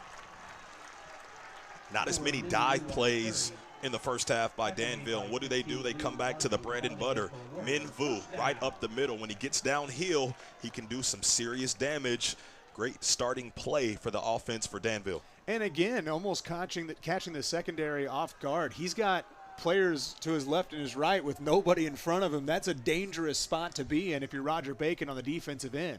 Not to mention the last time they sent Jackson Whitson in motion, they hit an outside hitting play. That time, a little bit of deception to go up the middle, and back-to-back acts getting Min Vu involved early in the second half. This one going to be an 8-yard carry for Vu as again, just those types of plays are so sneaky because you think he's got the football, but you can't be sure, and that hesitation is always going to lead to extra yards. But just off of offensive formation construction, you have to honor and respect that. Everyone is tilted up in a three-point stance, including Min Vu. So if he gets that ball with any head of steam, you can see what that presents problem-wise for the defense. Another motion man as it's a pitch over on the far side, and that's going to be good enough for a first down. What do we see from the play caller, Jamie Comer? You get the lead, you get the ball back in the second half, then you play possessive football. You run it, and you make the defense stop you until you have to do something else, all while staying in control of the clock and keeping that offense from Roger Bacon on the sideline. And the way that they're allowing these, players on these pitch plays to have sort of a head of steam, it's almost like a screenplay. They're already out there before your defense can react, and it's worked wonders so far in this game. First and 10 this time, just a handoff up the middle, and a couple of defenders, as well as myself for a moment, thought that was going to be a speed option out to the right side. You talk about how they're getting ahead of steam on the perimeter when they go those pitch and those tosses, and it's simply because you can never be right. If you get caught guessing, here comes something else. Here comes the second wave on that particular concept. You have to be keyed in of what your responsibilities are when you're going against a wing T offense, because they present so many eye deception that if you get caught looking like you just were, you can be all over the place. And how about the fact that Hood can come in the game and still pick up a good chunk of yards on first down as Vu back into the lineup, and he's going to get the carry up the middle, and that's going to be right around the first down marker. I believe they're going to give it to him. Guy's a rugby player as well. He does it all. He's a physical, only 5'8", but he packs a mighty punch with how he's able to drag defenders with him, trying to get him down. And Vu, someone that I'm sure everyone in Danville is very appreciative of. Well, the way that they run this offense, it's almost like a scrum. You know, you've got your running back lined up only about 4 yards off the ball when you're under center. That's really tough to try to handle on the defensive line side. And to spot him behind all those offensive linemen. Back to pass for the first time on the right side. That one's going to be caught. A big hit and a broken tackle, and that's a touchdown. No, they're going to mark him short. He's out of bounds at the 9, maybe the 10-yard line. Thought maybe he had toe-tapped it and kept it in, but either way, it's going to be a big gain and a first down. Porter Prather said, I understand, Evan Otto, that you do everything, but side's getting me down. Here goes a shoulder to the head and neck area because I'm bigger and faster than you on this particular play. There's that guy again, Prather, just doing it all. Had a head in the way, couldn't see if that foot was out of bounds, but that was the call. As now Ward checks the sideline. They're back under center again. Man in motion, handoff to Vu. Vu picks up a couple. That was a pass play going to Prather that was not taken advantage of in that first half. One of the passes that got away from Carter Ward that he tried to launch down the field, he actually had someone in the flat, as we had talked about, and he actually didn't take advantage of it when he should have, but that time he did, finding Prather once again. Porter just all over the football field on homecoming night. Hood back into the ball game here, going back under center. And they'll change the formation up.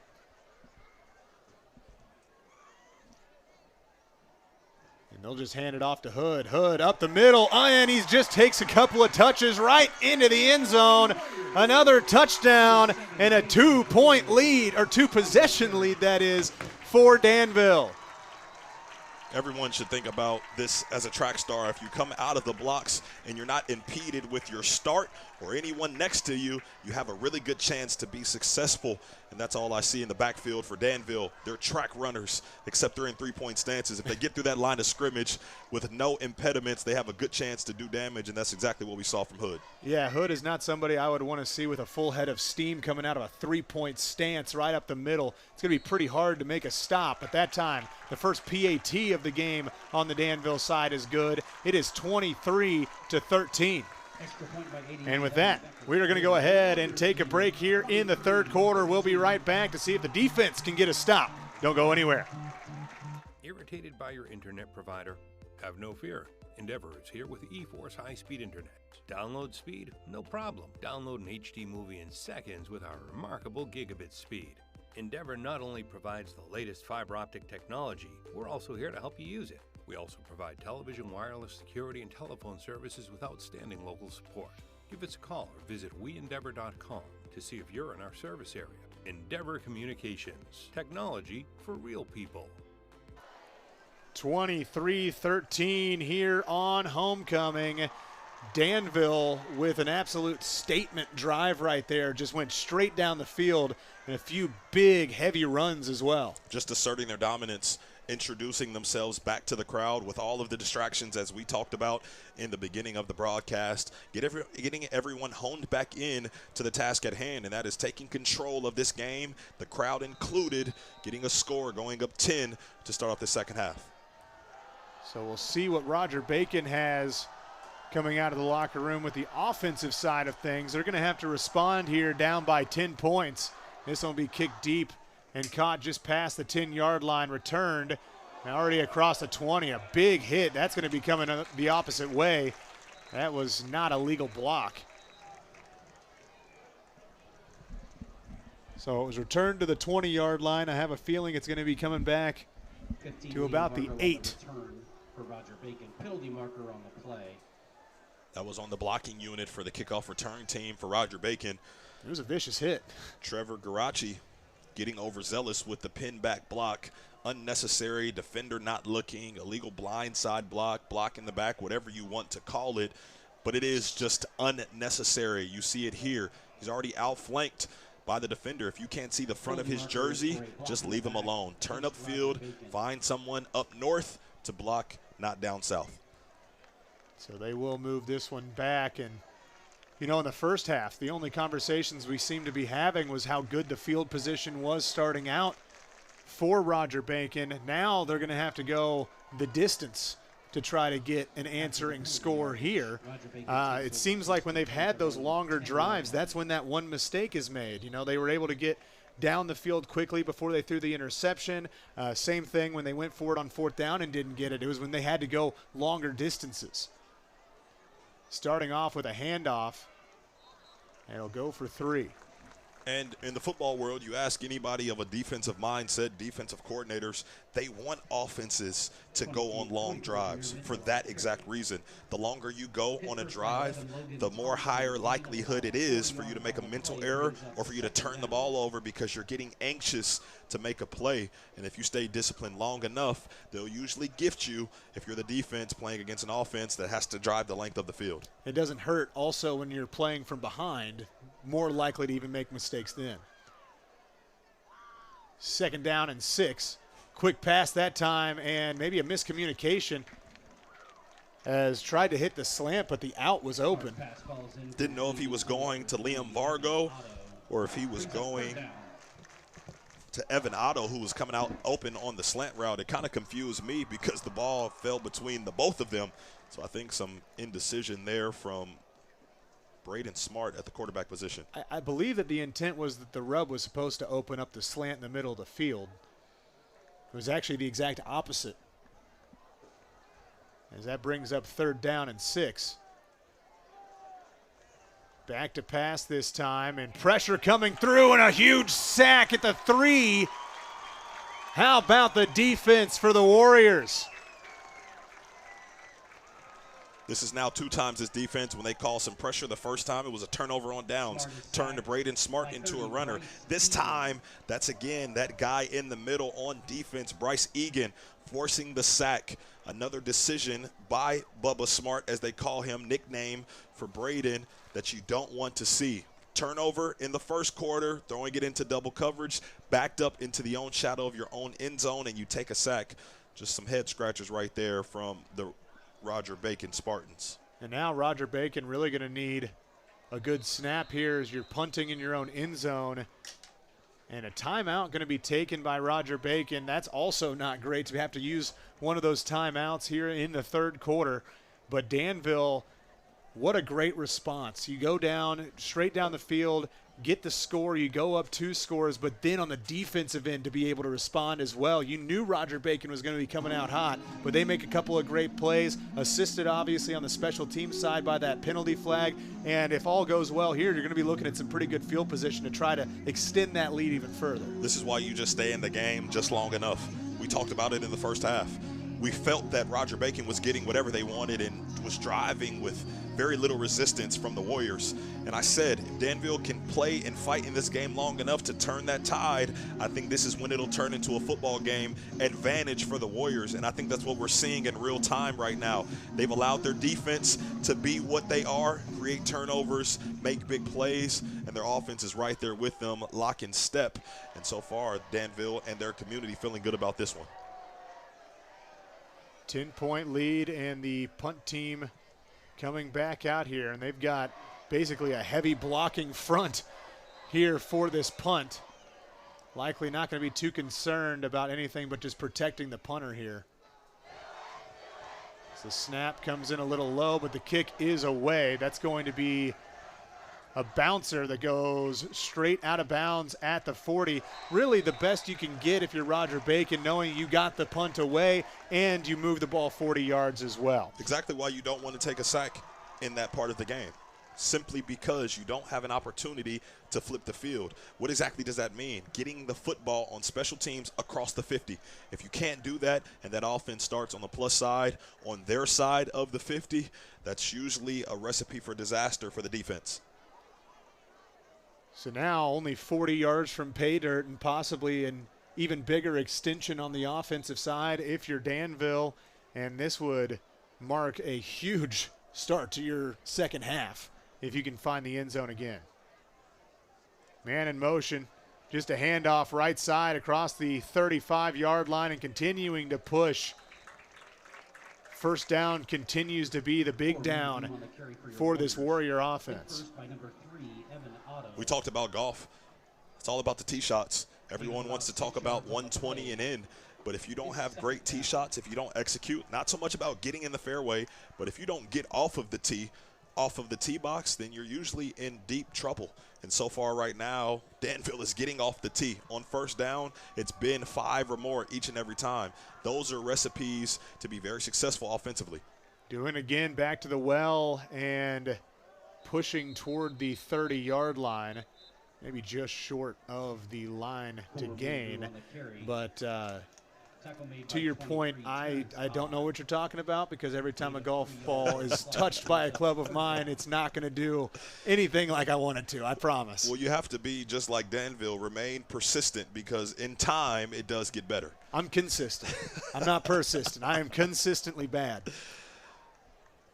3rd down and 1 here for the Warriors. Coming up on 5.5 minutes. Turning up the field and turning up the speed across the 20-yard line. You could see the change of direction leading into forward momentum that time as Danville gets the first down again. The game I had of Danville versus Tri-West a year ago, Ethan Wooten was the running back that was second fiddle to Minvu. But he's been out of the lineup inconsistently, not in the lineup. And all I've seen from Dayton Hood, every time and chance he gets to touch the football, he's making sure that his presence is known. And that's what you want. Young guy is getting some carries, could be the guy next year. And right now that trajectory is looking good for him. He's an angry runner. I think that that's the best way to put it. Whenever he gets a foot down, he's an angry runner. But again, under center here for Ward, as this is again a handoff for Hood. He continues to fight forward, doesn't want to go down, stays on his feet at the 10-yard line before finally being tackled down by a bunch of Trojans.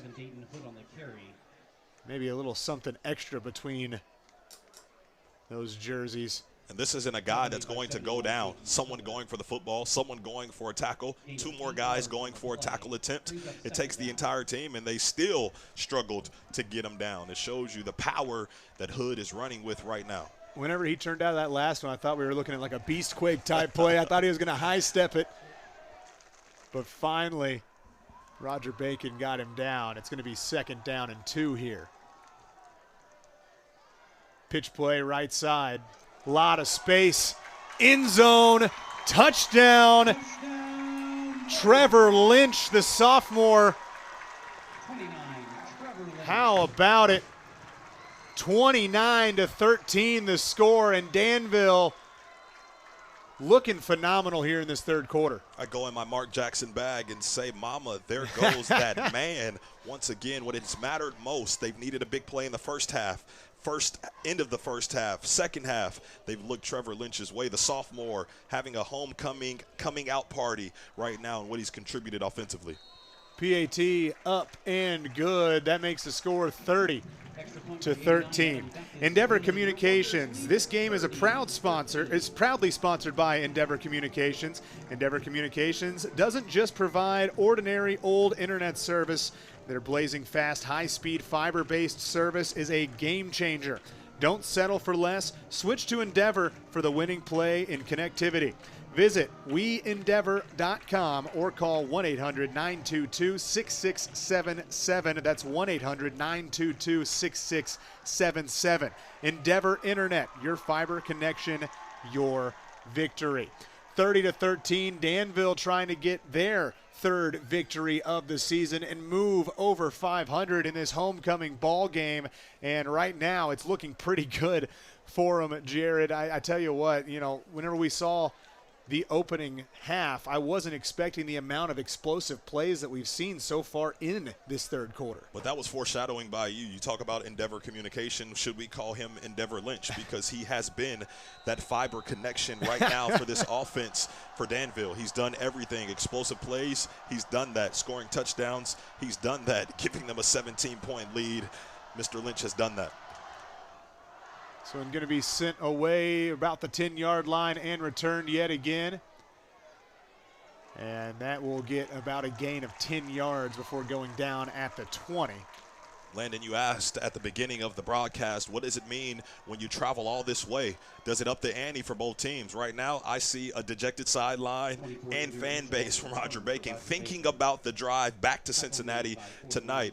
Right now, a lot of belt to rear end going on from Danville to the Roger Bacon sideline. So they would need to pick up the intensity if they expect to make this a football game, or else they'll just go home dejected like I'm witnessing right now. Well, I did explain that there aren't a lot of one-score games between these two teams whenever it comes to the final score, and it's starting to look about like that once again. We still have a lot of time left. We've got 4 minutes left in this third quarter and plenty of time for Roger Bacon to try to get back into this ball game, and it obviously starts with this drive.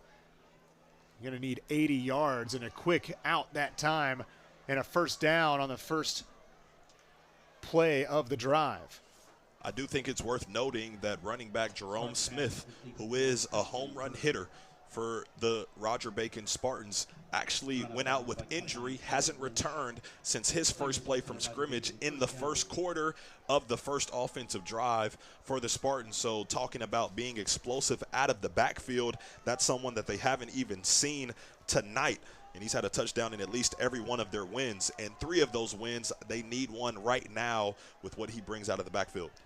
And you see a play right there, trying to run it up the middle. And, even if there is a little bit of space, maybe not as much experience with the football. But, to your point, I thought that Jameer Mitchell, to start off that first quarter, coming in as that backup, really looked solid. He had a couple of really nice carries, but it seems like as we've gotten longer and longer into this game, the defensive line has done much better of penetrating and making nice plays. Whenever it comes to Mitchell trying to find some extra space, they haven't allowed it. Jameer Mitchell has done a nice job all season.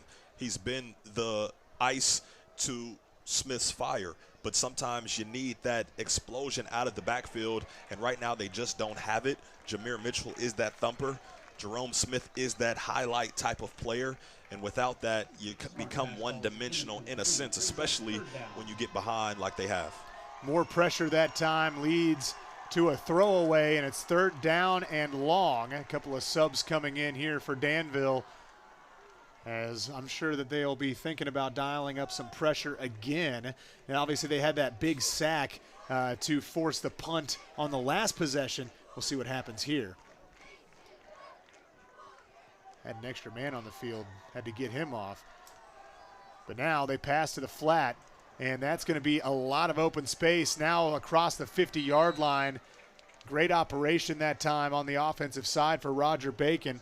And that was Jameer Mitchell, who has shown that he can be a receiving back throughout this game. Just do a switch concept with the receivers to the boundary to mix up the coverage underneath. Just switching which way they run their routes gets the underneath defender confused. Mitchell out in the flat. I think a huge play for Roger Bacon to get a first down there with what I felt was going to be kind of a determining play for the rest of this game. And now 1st and 10 across the 50-yard line. They continue to pass. The slant was open that time, but it goes incomplete to Evan Otto. The velocity on the throw didn't necessarily match the intensity by Otto on his route.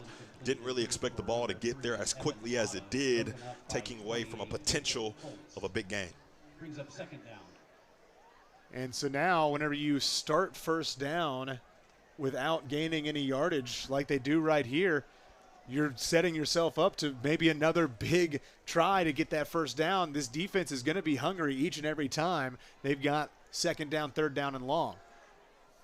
Looked at the pass instead, switching, going to the left side, and that one looked like it was bobbled, and it was. It's incomplete. That was a beautiful football, though. If that was caught on first contact, I think that was going to be in, but it gets bobbled before it was caught by Otto. But these are some things that I just see from Braden Smart. One, some of it is decision-making, throwing the ball to the other team or taking the sack. There, yes, the receiver was open, but it's about the receiver being thrown to a spot by his quarterback. And there I just felt like Braden could have led him into the field of play instead of more toward the sideline. Third down and 10.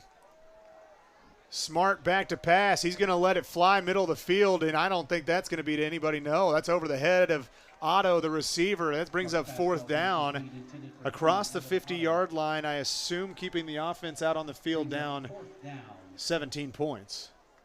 But it looks like they might be bringing the punt team out.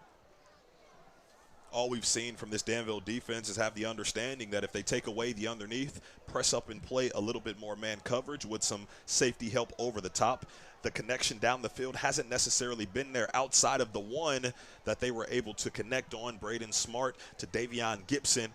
Other than that, I feel like Braden has thrown a couple balls up for grabs down the field with no true rhyme or reason. So here, another punt on fourth down, and it's a high one as it goes out of bounds. Curious where the spot's going to be. It's where it crosses the white line. Well, they've ended up – okay, they're bringing it back. I was about to say it looked like they marked it down where it when it hit the ground. But, no, that's going to be a short punt. I don't know that punt was a first down. I'm always interested in those type of plays. How do they know exactly where it went out? I'm going to go with they don't. I've always wondered that myself as well.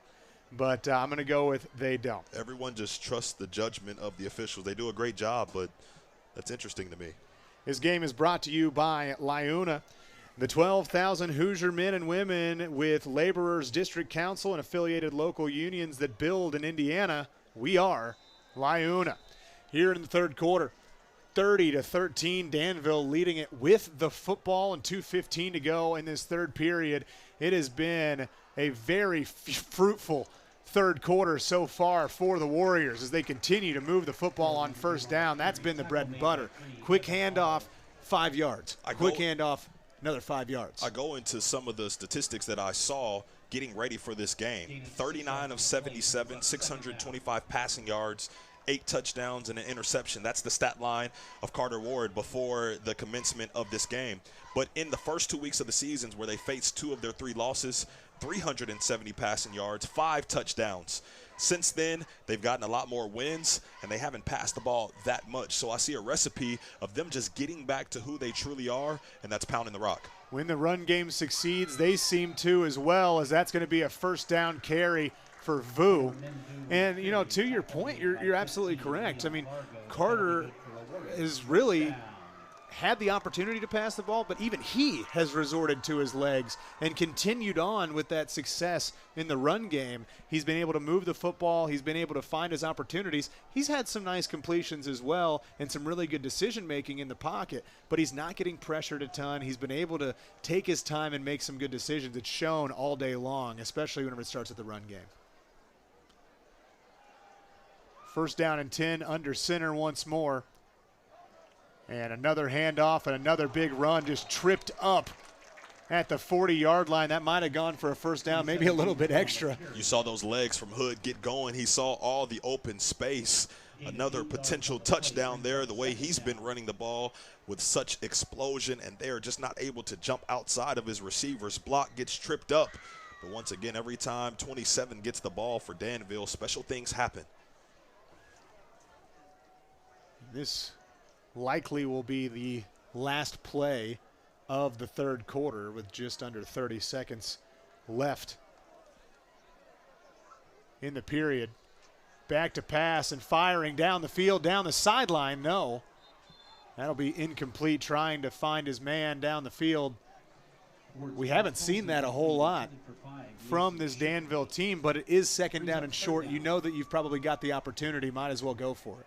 when you take your shots down the field, it has to make sense. The shot at the end of the first half for Danville, it was a situation where they had almost 50 seconds to go to convert a first down. They go for a shot play there. Second and short, you go for a shot play because if you don't get it, you end up in this position where it's still third and manageable. And to hand this one off, it doesn't go anywhere. Great job on the tackle. For Minvu on the carry. As that might have been even a loss of about a half a yard for Vu. No gain on the play. Brings up 4th down. Terrence Todd, someone we called his name a couple of times in that first half, catching some of those slips and those perimeter passes from Braden Smart, showing what he can do on the defensive line. And so that is going to do it for the fourth quarter. And we're going to go ahead and send this one to break. 30-13, Danville leads it. They've got the football here, 4th down and 2. We'll see what happens when we come back. Don't go anywhere. It's ISC Sports Network football here on Friday night.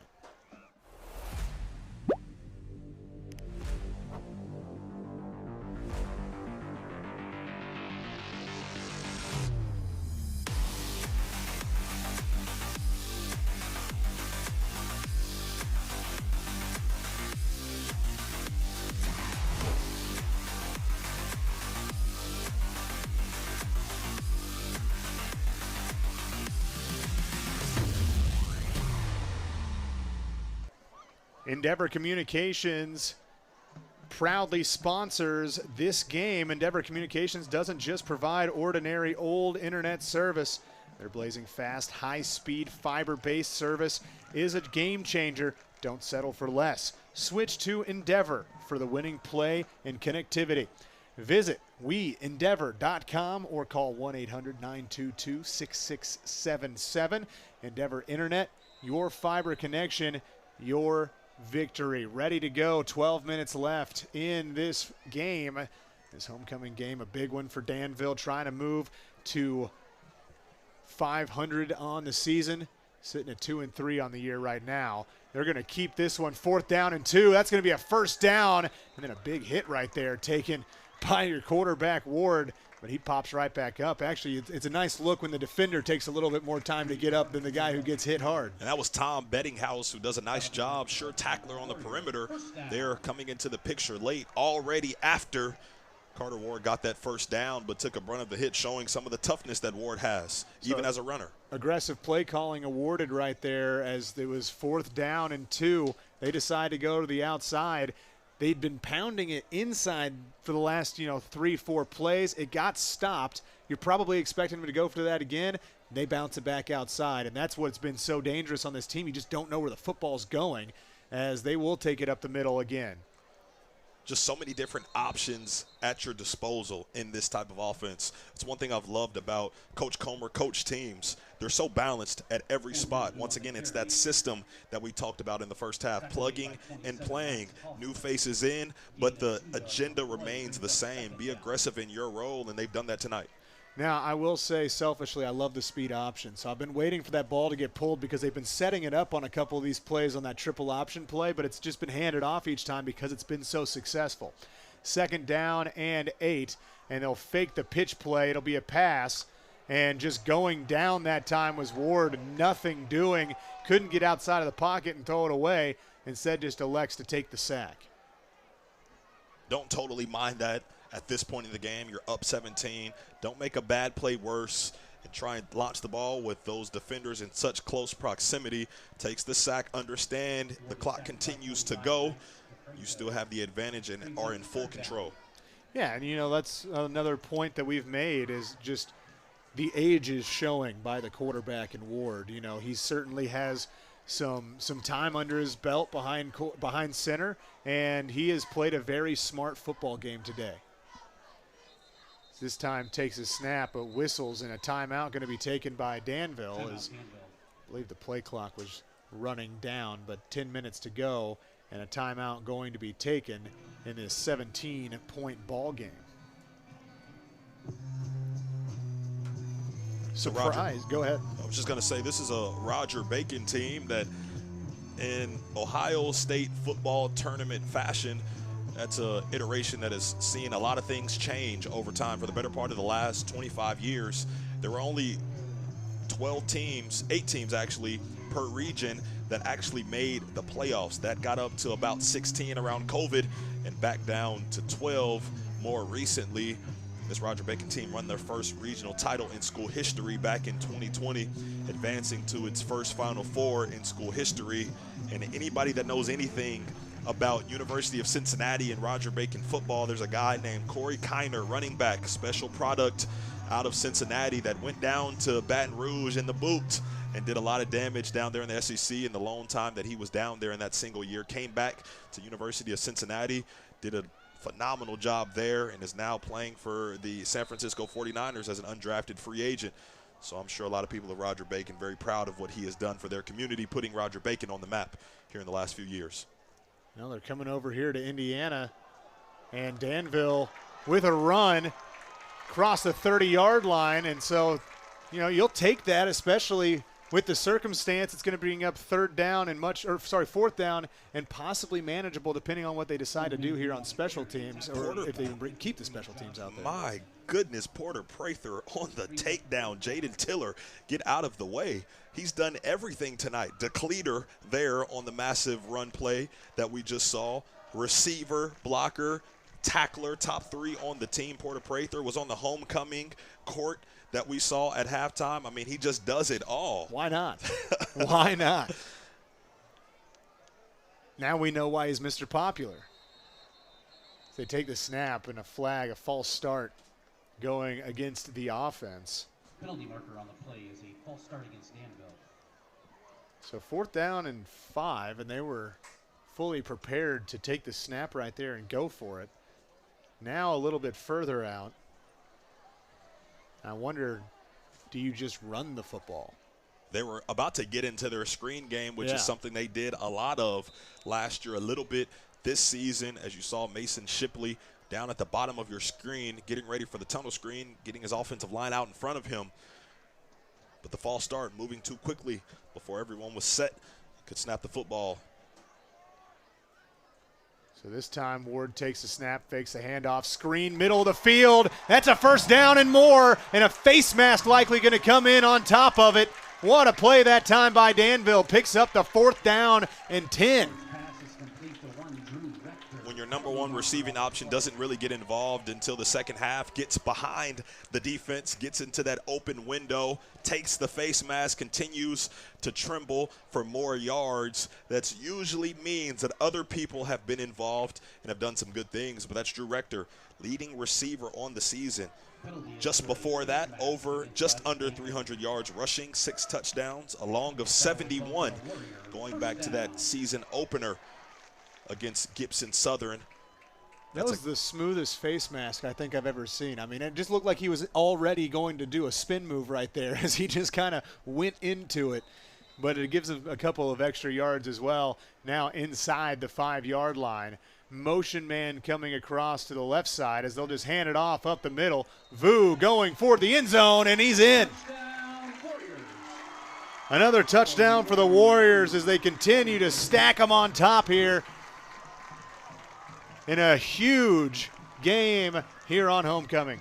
All you feel right now is the stacking of the will being taken from Roger Bacon. Defenders just not even wanting any parts of this run game blocking scheme or the running backs coming out of the backfield. And this is just Danville taking complete control, pitching a shutout so far in this second half to go up multiple scores here in Danville. And the PAT is good. And we are going to go ahead and take a break here. 37-13, 8:48 left in this ball game. Danville's rolling.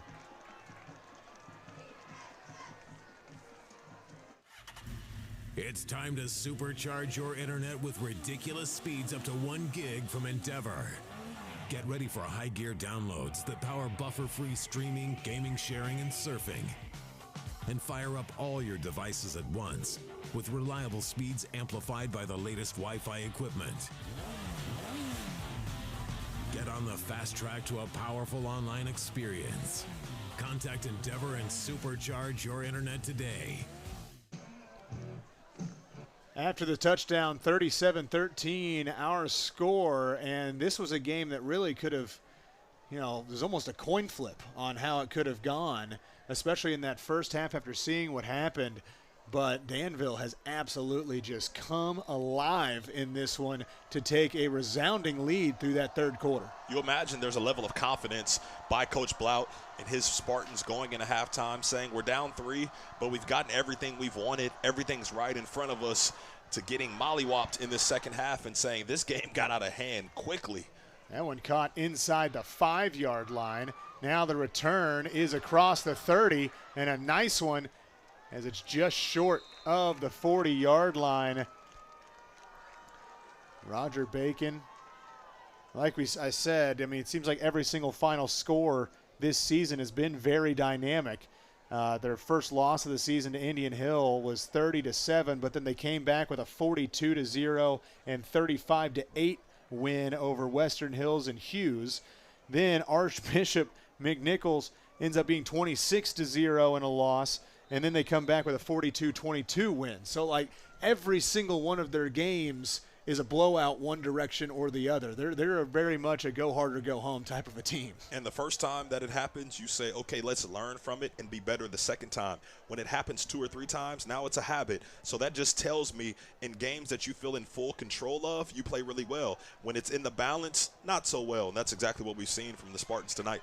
Going back to the quick out game here is Roger Bacon. The clock will continue to tick here, but it's going to be about an 8 yards, it's called a 7-yard gain here.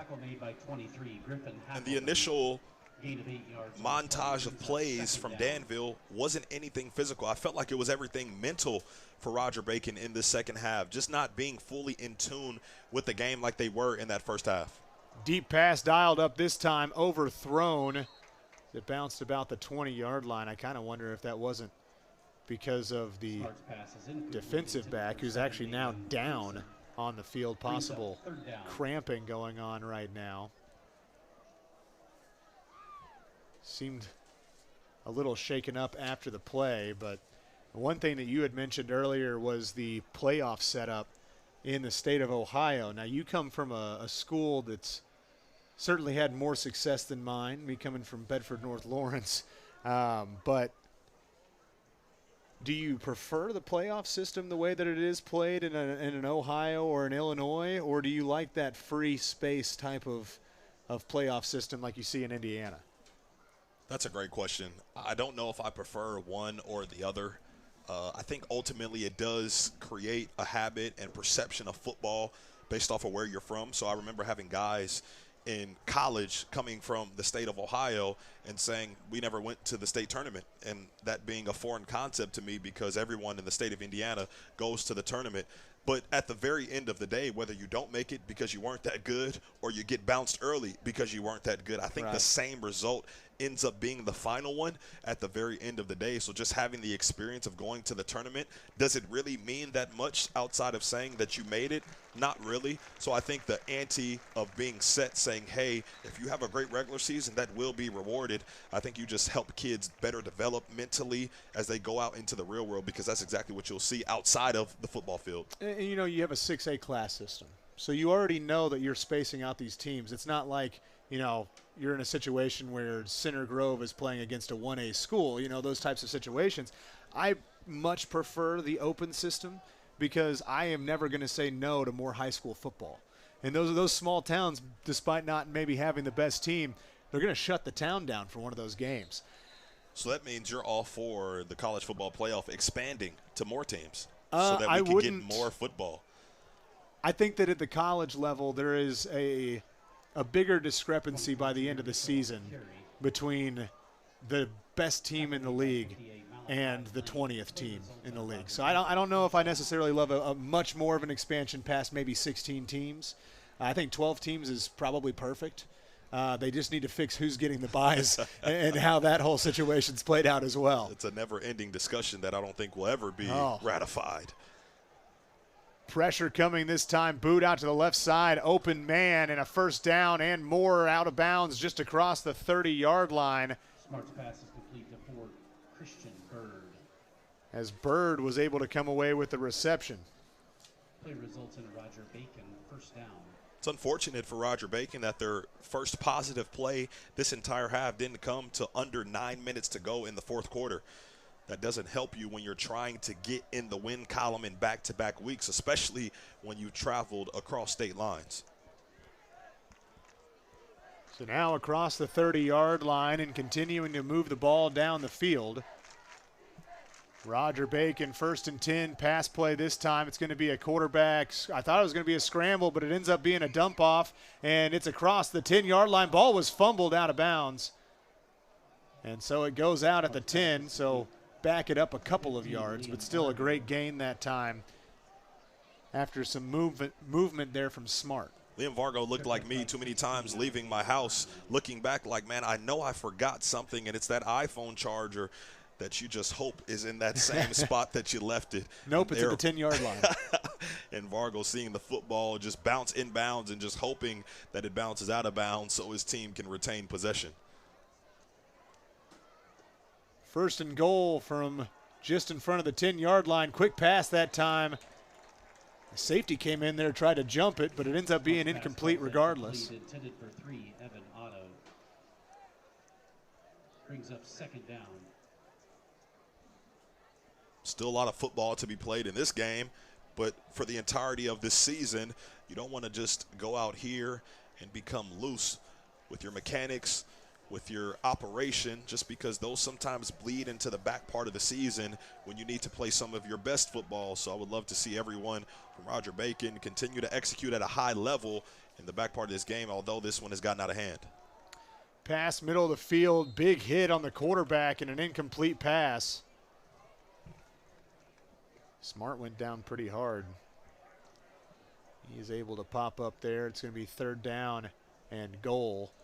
That's that guy, Bryce Egan, coming in the backfield, sideline to sideline, sure tackler, a doer of everything. He got the big sack in the 3rd quarter, almost got an interception on a middle screen in the 2nd quarter.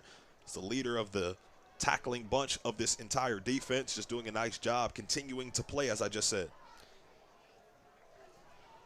So a couple of big plays here. The defense has an opportunity to keep this as a goose egg in the second half. That's up for grabs, and that is intercepted. 2nd time in the end zone for Danville. And that's a good way to keep them out of the end zone. I'm just wondering at this point, is there a homecoming king and queen for performance on the football field? And if so, it's got to be a king and a prince, because Trevor Lynch and Porter Prather have done an outstanding job respectively on both sides of the football and in special teams.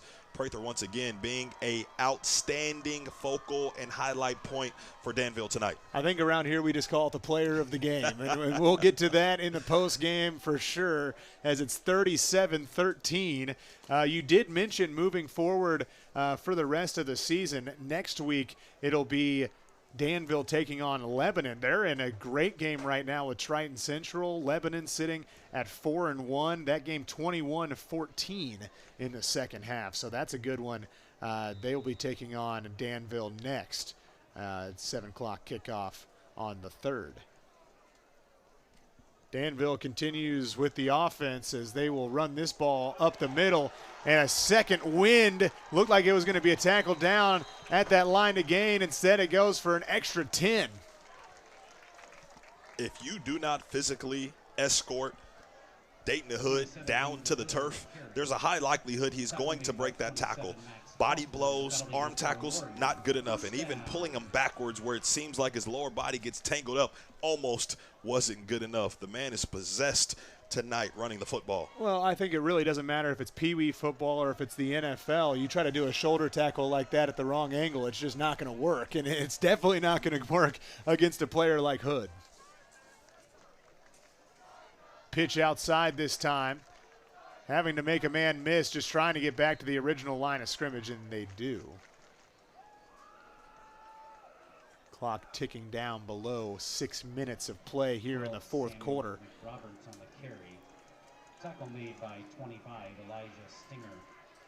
If all stands here, this would be the biggest loss for Roger Bacon on the season. And you mentioned that bus ride home. You know, you've come probably on that bus ride after a loss. It's not an easy one.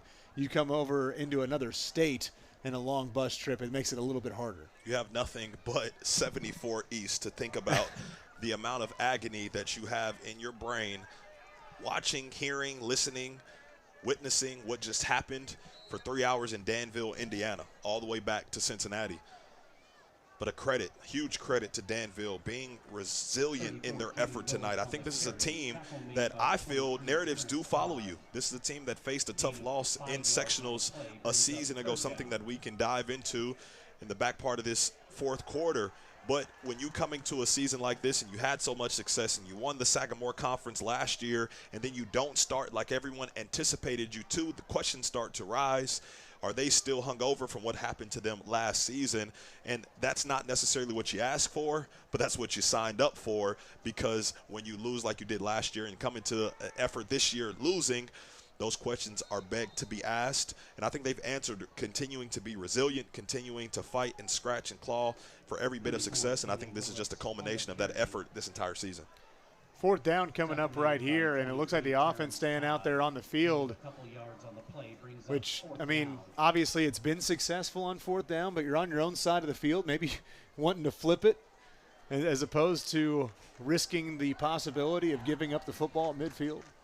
Not sure that it provides a threat to Roger Bacon. I feel like they're now uninterested in this one, just ready to get back home. So at this point, Coach Comer just trying to get guys in the football game as he looks to the official begging for the offsides call, and the banter back and forth doesn't warrant the flag. Well, if you're the left tackle, at that point you do need to jump. I mean, if somebody's going to come into your neutral zone, like we got to see some movement or something. You know, playing center, too, it's not always the best idea, but if you know what the play call is and you know your quarterback's savvy enough, snapping the football, just getting something moving to try to get that penalty would have been first down. Instead, a timeout going to be called here under 4 minutes. I think we're maybe getting a little bit too cheeky with it, Just last season, the matchup against Brebeuf, that was one that made it all the way to the ESPN top 10. That was Maverick Geske, the quarterback, taking advantage of the play that everyone practices, the hook and lateral, actually going for a score to send that game into overtime. They get into overtime. Danville takes the lead, doesn't get their conversion, and then they thought they got a stop on fourth down. Maverick Geske going for the run. Defense stops them.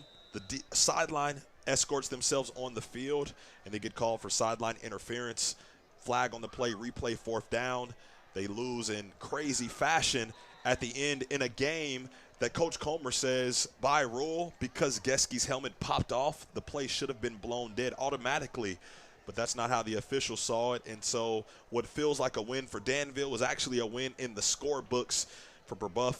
And Brebeuf was able to go on into the sectionals, to the next round of sectionals, but just a gut-wrenching loss for the Warriors. Watching that season end after you battled back in a game that Coach Comer said we weren't worried about the score. We were just worried about staying in the game, getting to our spots. They did exactly that, and by his account, they won that football game. And that's the perfect mindset, really, it seems like, whenever you go up against a team like Brebeuf. You know that they're going to bring in their best every single week. It doesn't matter who they're playing, and that's a tough draw to have to go up against in a sectional game. And you're in the thick of it. You're in overtime. You think you've got the win. That's always tough. Turnover on downs this time, and Roger Bacon takes back over, and a tackle for loss going to be added to the stat sheet. And another big play right there. A little bit of flexing down after the tackle as well for big number 55, Cale Quick. Doing a nice job doing the bear hug, being quick to get in the backfield, bear hugging Garachi, same guy that picked up the penalty on special teams, gets a nice invitation and meetup in the A-gap with Cale Quick.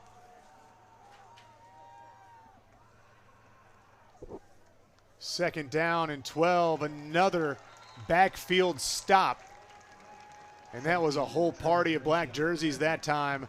They were able to get back there and bring up third down and very long. Another guy who was on homecoming court actually got homecoming king. That's Malachi Lane. As you see, him and Cale getting in the backfield again. Two guys playing a phenomenal game tonight, sharing the tackle for loss.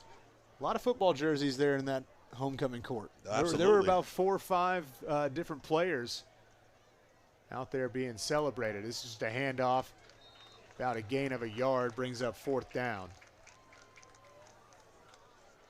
And I believe that'll bring the punt team out here. So we're approaching 2 minutes of play. And what will be a massive win for your Warriors. 37-13 the score right now. And we'll get this to 2 minutes.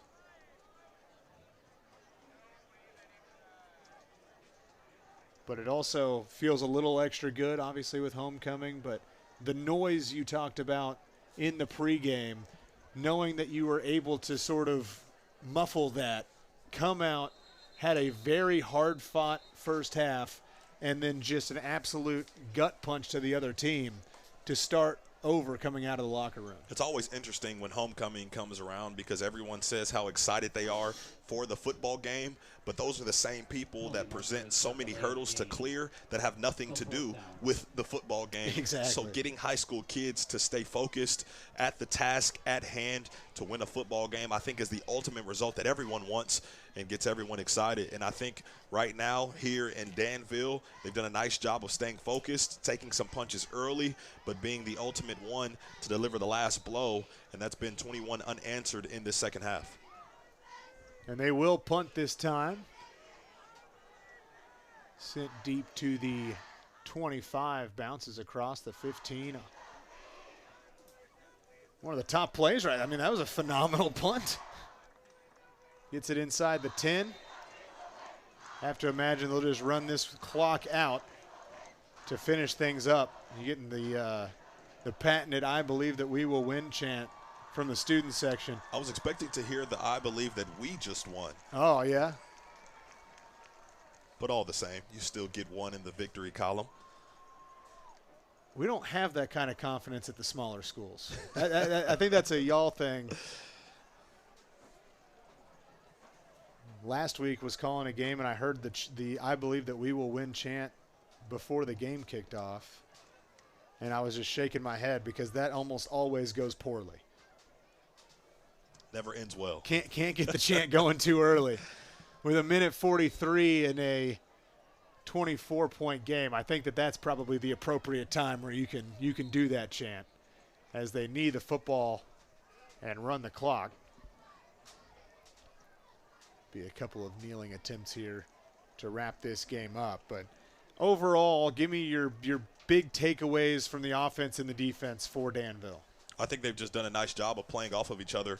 The defense got started early, taking some blows from Roger Bacon, but remained persistent in their effort and the way they attacked. And then the offense started to brew, almost like that coffee in the morning, starting to build some momentum. And now it was just a complete avalanche ever since that middle part of that second quarter into that first half finish. And I think they never looked back, and it showed because that scoreboard said 16-13 at halftime, and we see what it says now. So just a complete testament of everyone playing together on their respective sides of the ball. And, you know, one thing that's going to be important, you mentioned the stats of how successful they are when they run the football well. It's not just running the football well. I mean, it seems like when they weren't being as creative, they were still getting stopped on certain run plays. But when they were creative with the way that they were calling the offense in that run game, that's what made them so dynamic in that second half. But there's a lifeline in winning football. It's leaning on the run game. Whether you play well or you don't play well at all, that's something that can get you through those storms. And in that storm, especially when they wanted to take control of the game to start the second half, they leaned on that run game, and it had some huge dividends.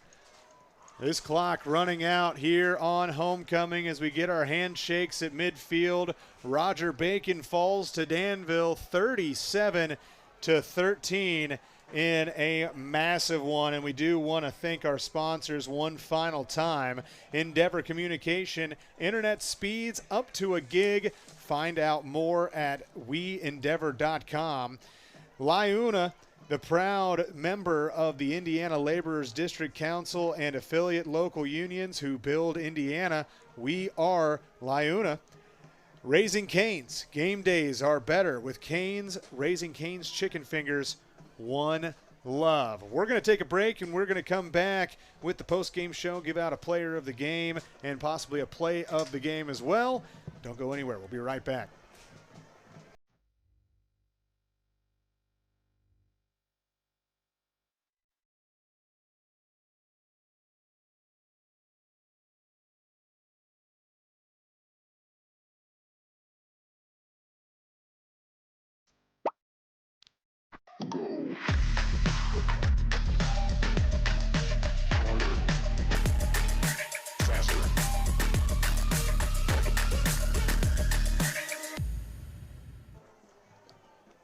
Yeah, I can.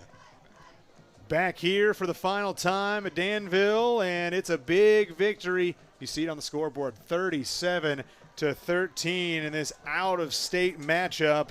And Jared, final thoughts, who you thought was the shining star for this Danville team? I have to give the #1 selection and nomination to Trevor Lynch. I think his touchdown at the end of the first half really was the appetizer into what we saw, a flurry of Warriors being in full control in the second half. But my secondary guys would be Porter Prather for what he did just all over the field, being a football player, and then Carter Ward being a second play, third decision maker tonight and what they wanted to do offensively. All of those guys played a pivotal point at some point in time during this football game, and that explains the huge victory tonight. Well, that's wraps here on this homecoming victory, 37-13. It'll be Lebanon next week taking on Danville as they move to 500 on the season, 3-3. So for my partner, Jared Thomas, thank you to the production crew as well here for ISC Sports Network. My name is Landon Kleindorfer, saying enjoy the rest of the first day of the rest of your life. Have a great night. Want lightning-fast internet speeds? Choose Endeavor. Go from slow to whoa. From last to fast. And wait to great. Endeavor Communications is bringing the fastest internet speed in Indiana to your town. So you can download huge files in a flash. Stream videos at blazing speeds. And game online faster than you thought possible. Think fast and contact Endeavor Communications today at join.weendeavor.com.